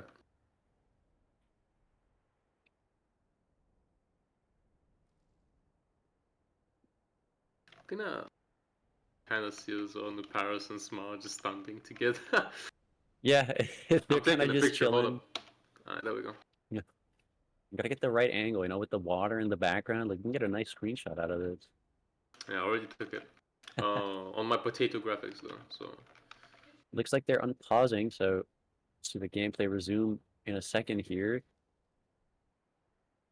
Alright. And now we got sliding players. Oh yeah, we did have sliding players. I don't know if you do as well, but yeah. Probably getting a pick. The blue team really needs to convert some frags if they want to make this round win. Oh, I can't see the HUD. I don't know Fish doing one of the funny jumps that I had talked about. There's a lot of these little jumps you can get on a lot of these lamps, a lot of these windowsills. We haven't really seen much of that. And it can be a very, very nasty hiding spot. Players might not be expecting it. As a matter of fact, Kyobie just walling past it. Oh, we're looking for another pause, I think, or no? No, that is. I think they're just asking for the previous pause. We are obviously delayed for a little bit in the STV. Okay. Yeah, so there was the pause at the start of the round, just like I was saying that was probably going to happen. The tack pause. Yeah, that's true. Time to toggle. Okay. A bit of a banter coming from red team there. Yeah, that's kind of funny. I mean, they would have to toggle pretty hard to swing this back in. I'm not gonna lie. Get that mental damage there. Yeah, I The think morale. I have to HUD reload scheme actually to get the timers working again. Yeah, okay, that Mental worked. damage. Yeah, so the start of the round, pretty fresh action. We see Kyobi getting a frag on Frylock. Red having a really good control of ruins as well, managing to push all the blue players out.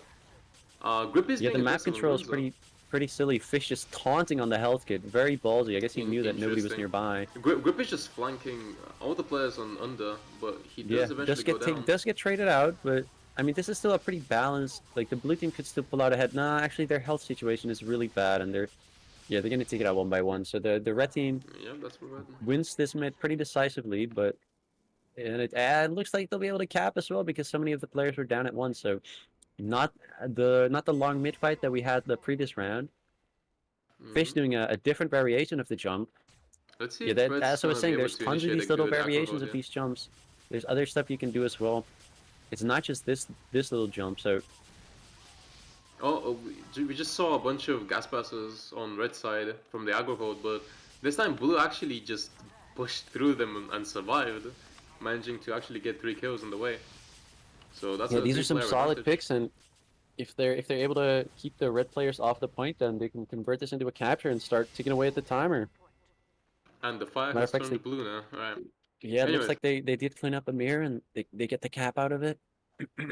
it's very interesting to see how it could go both ways, having a gas through a hallway and having everyone go there just get annihilated, or the other way around.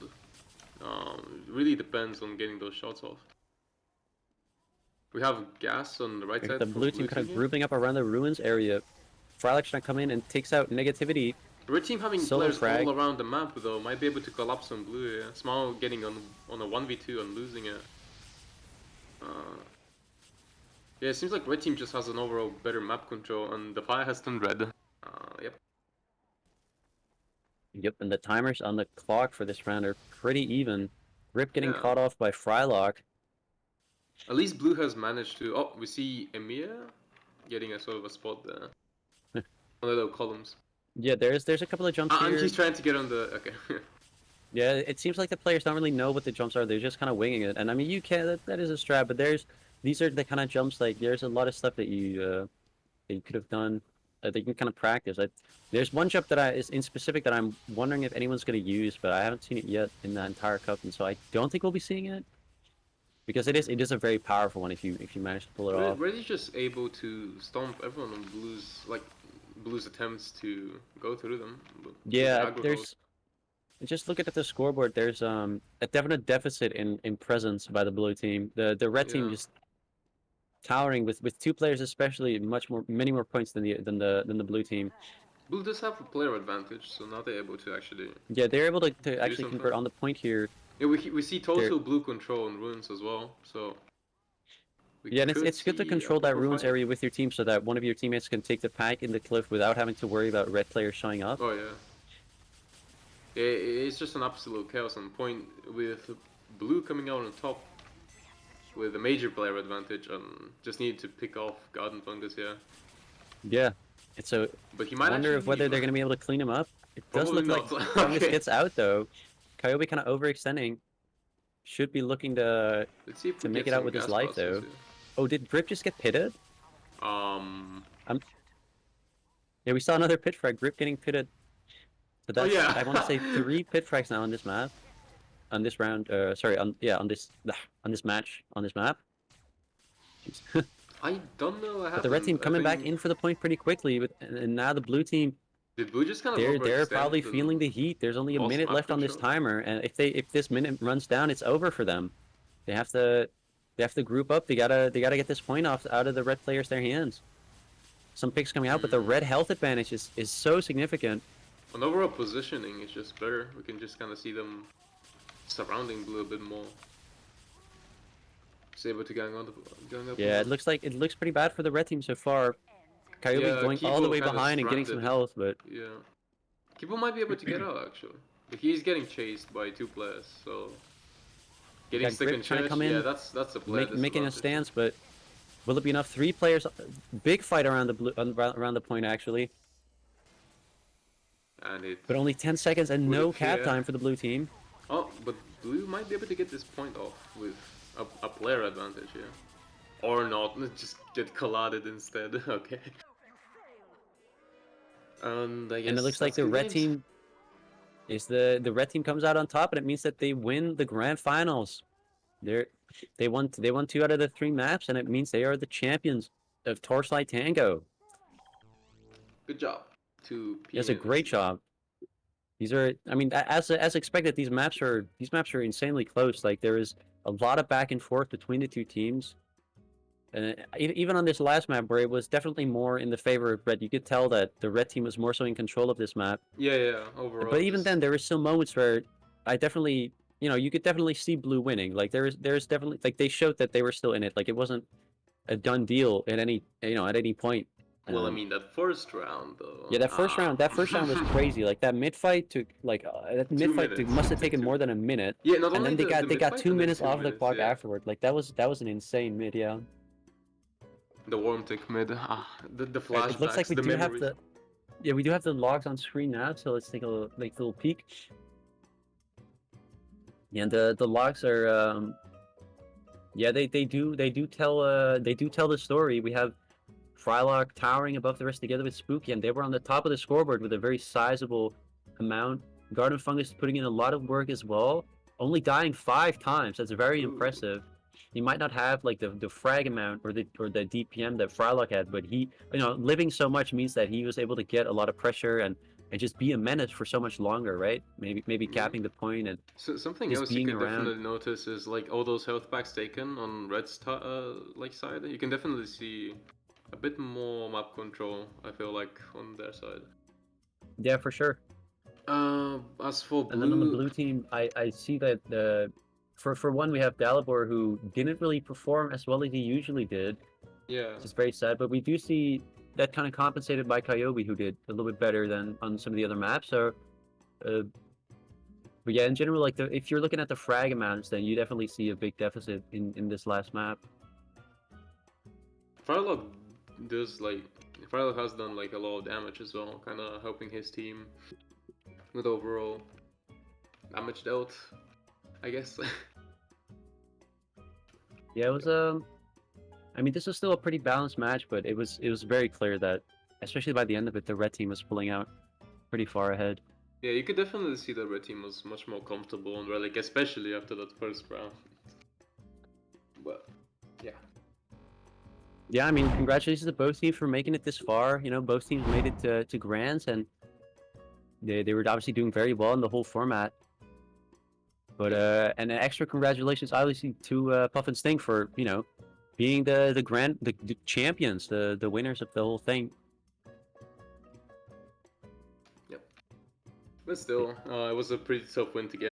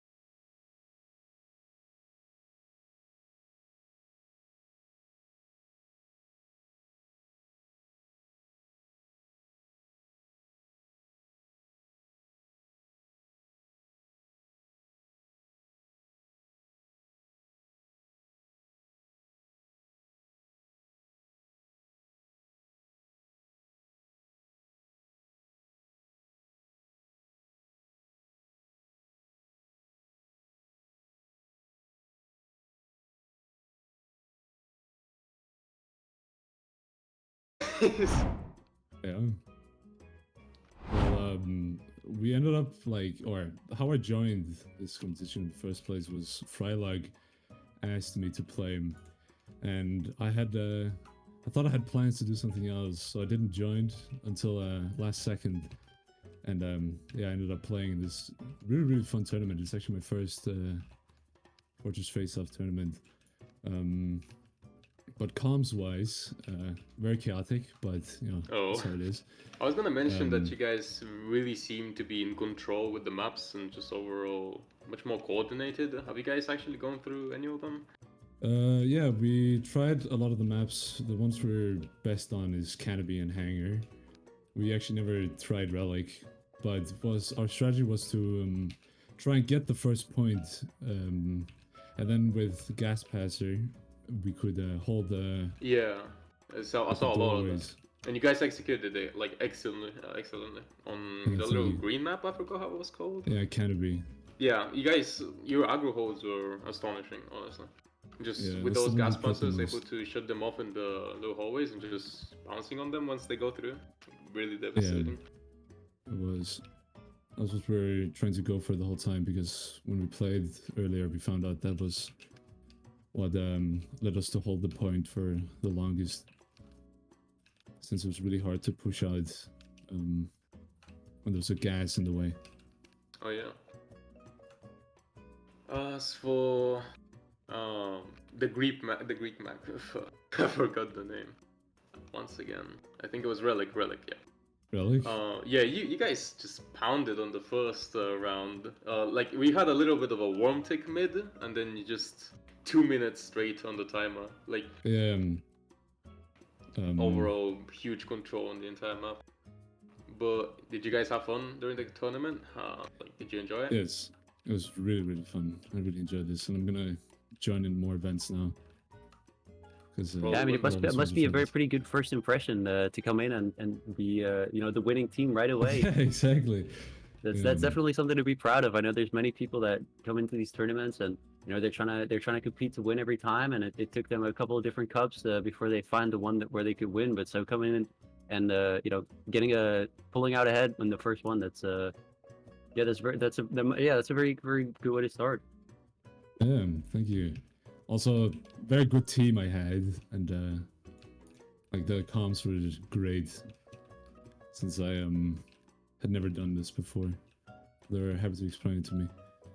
Yeah, I saw you also just kind of looking for some hidden spots as well. It kind of seemed like you actually invested some time into finding them.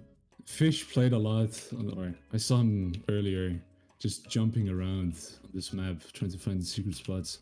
Actually, on every map, we try to find like movement that you can do for easier access to health or flank roads. Yeah, that's pretty fun to watch. Not gonna lie. Yeah, that was definitely something that we were looking out for when we were playtesting the maps, because there's a lot of these maps, especially Relic had a lot of these cool spots that you could jump to, and I think you guys were actually trying to make work of that as well. You guys were using some of the funny hiding spots on Hangar as well. There was the pipe spot, and we saw a lot of use there. I think you guys were the only team that I've seen. I watched yesterday the NA cast as well, and I didn't see any other teams really try and use these hiding spots. And there's even some spots on Relic that I didn't see anyone use. So there was even more potential there for cool hiding spots.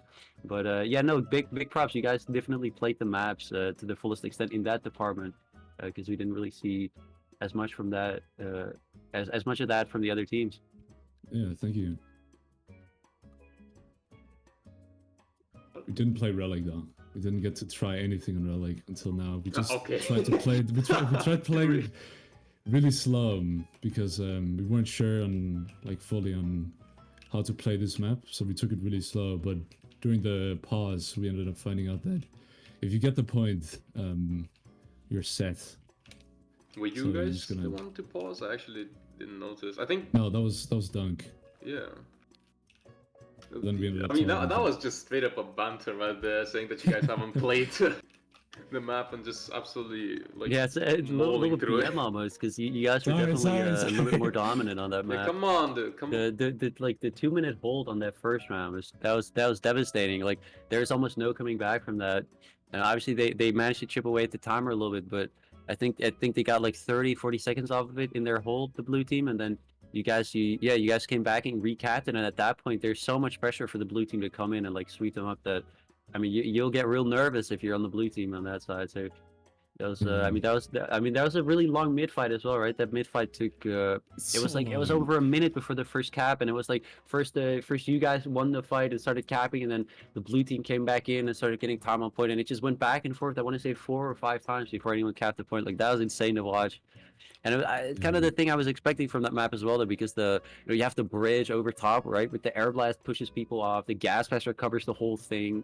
There's a health kit underneath, so people are kind of like people are almost incentivized to jump off, right? If they take a little bit of damage, they want to go down there and get the health, and then you get these scrambled fights where they're underneath there trying to get the health, and people are trying to clean it up. So yeah, it's a very exciting, very cool map to watch. I was very disappointed, honestly, to see that people weren't really picking it as much because it just seems so fun.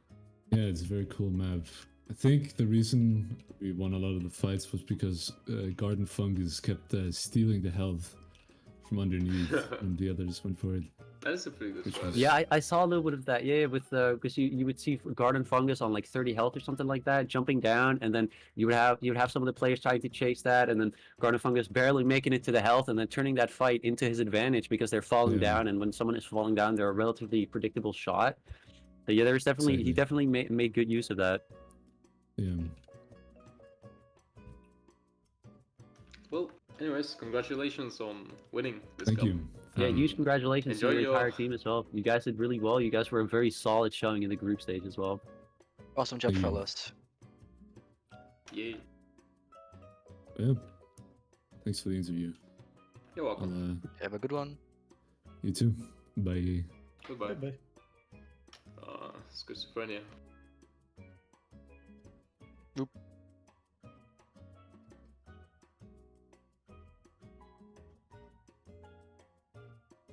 Yeah.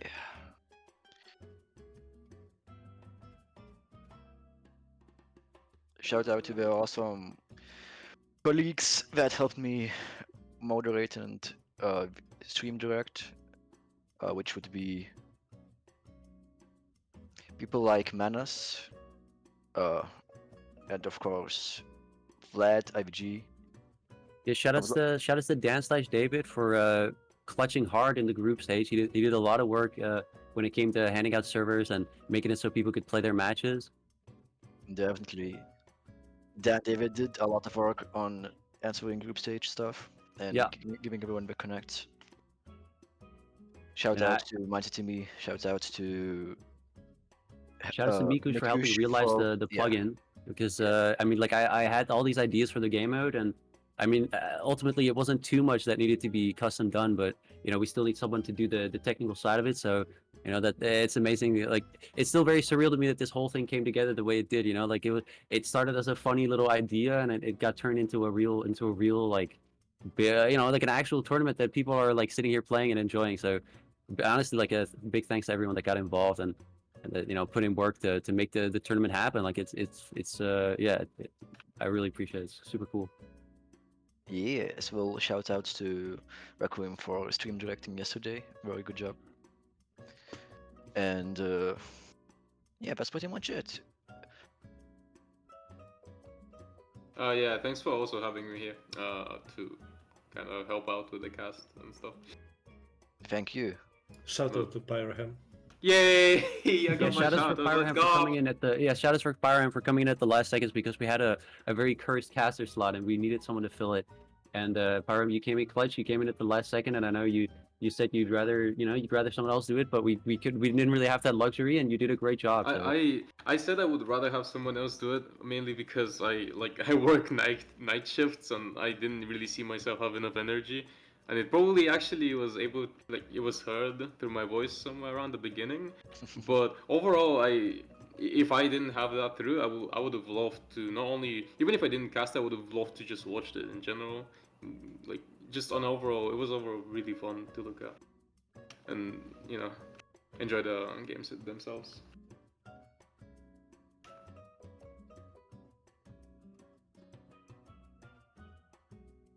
Yep. Lecter, please. Sorry, what was that?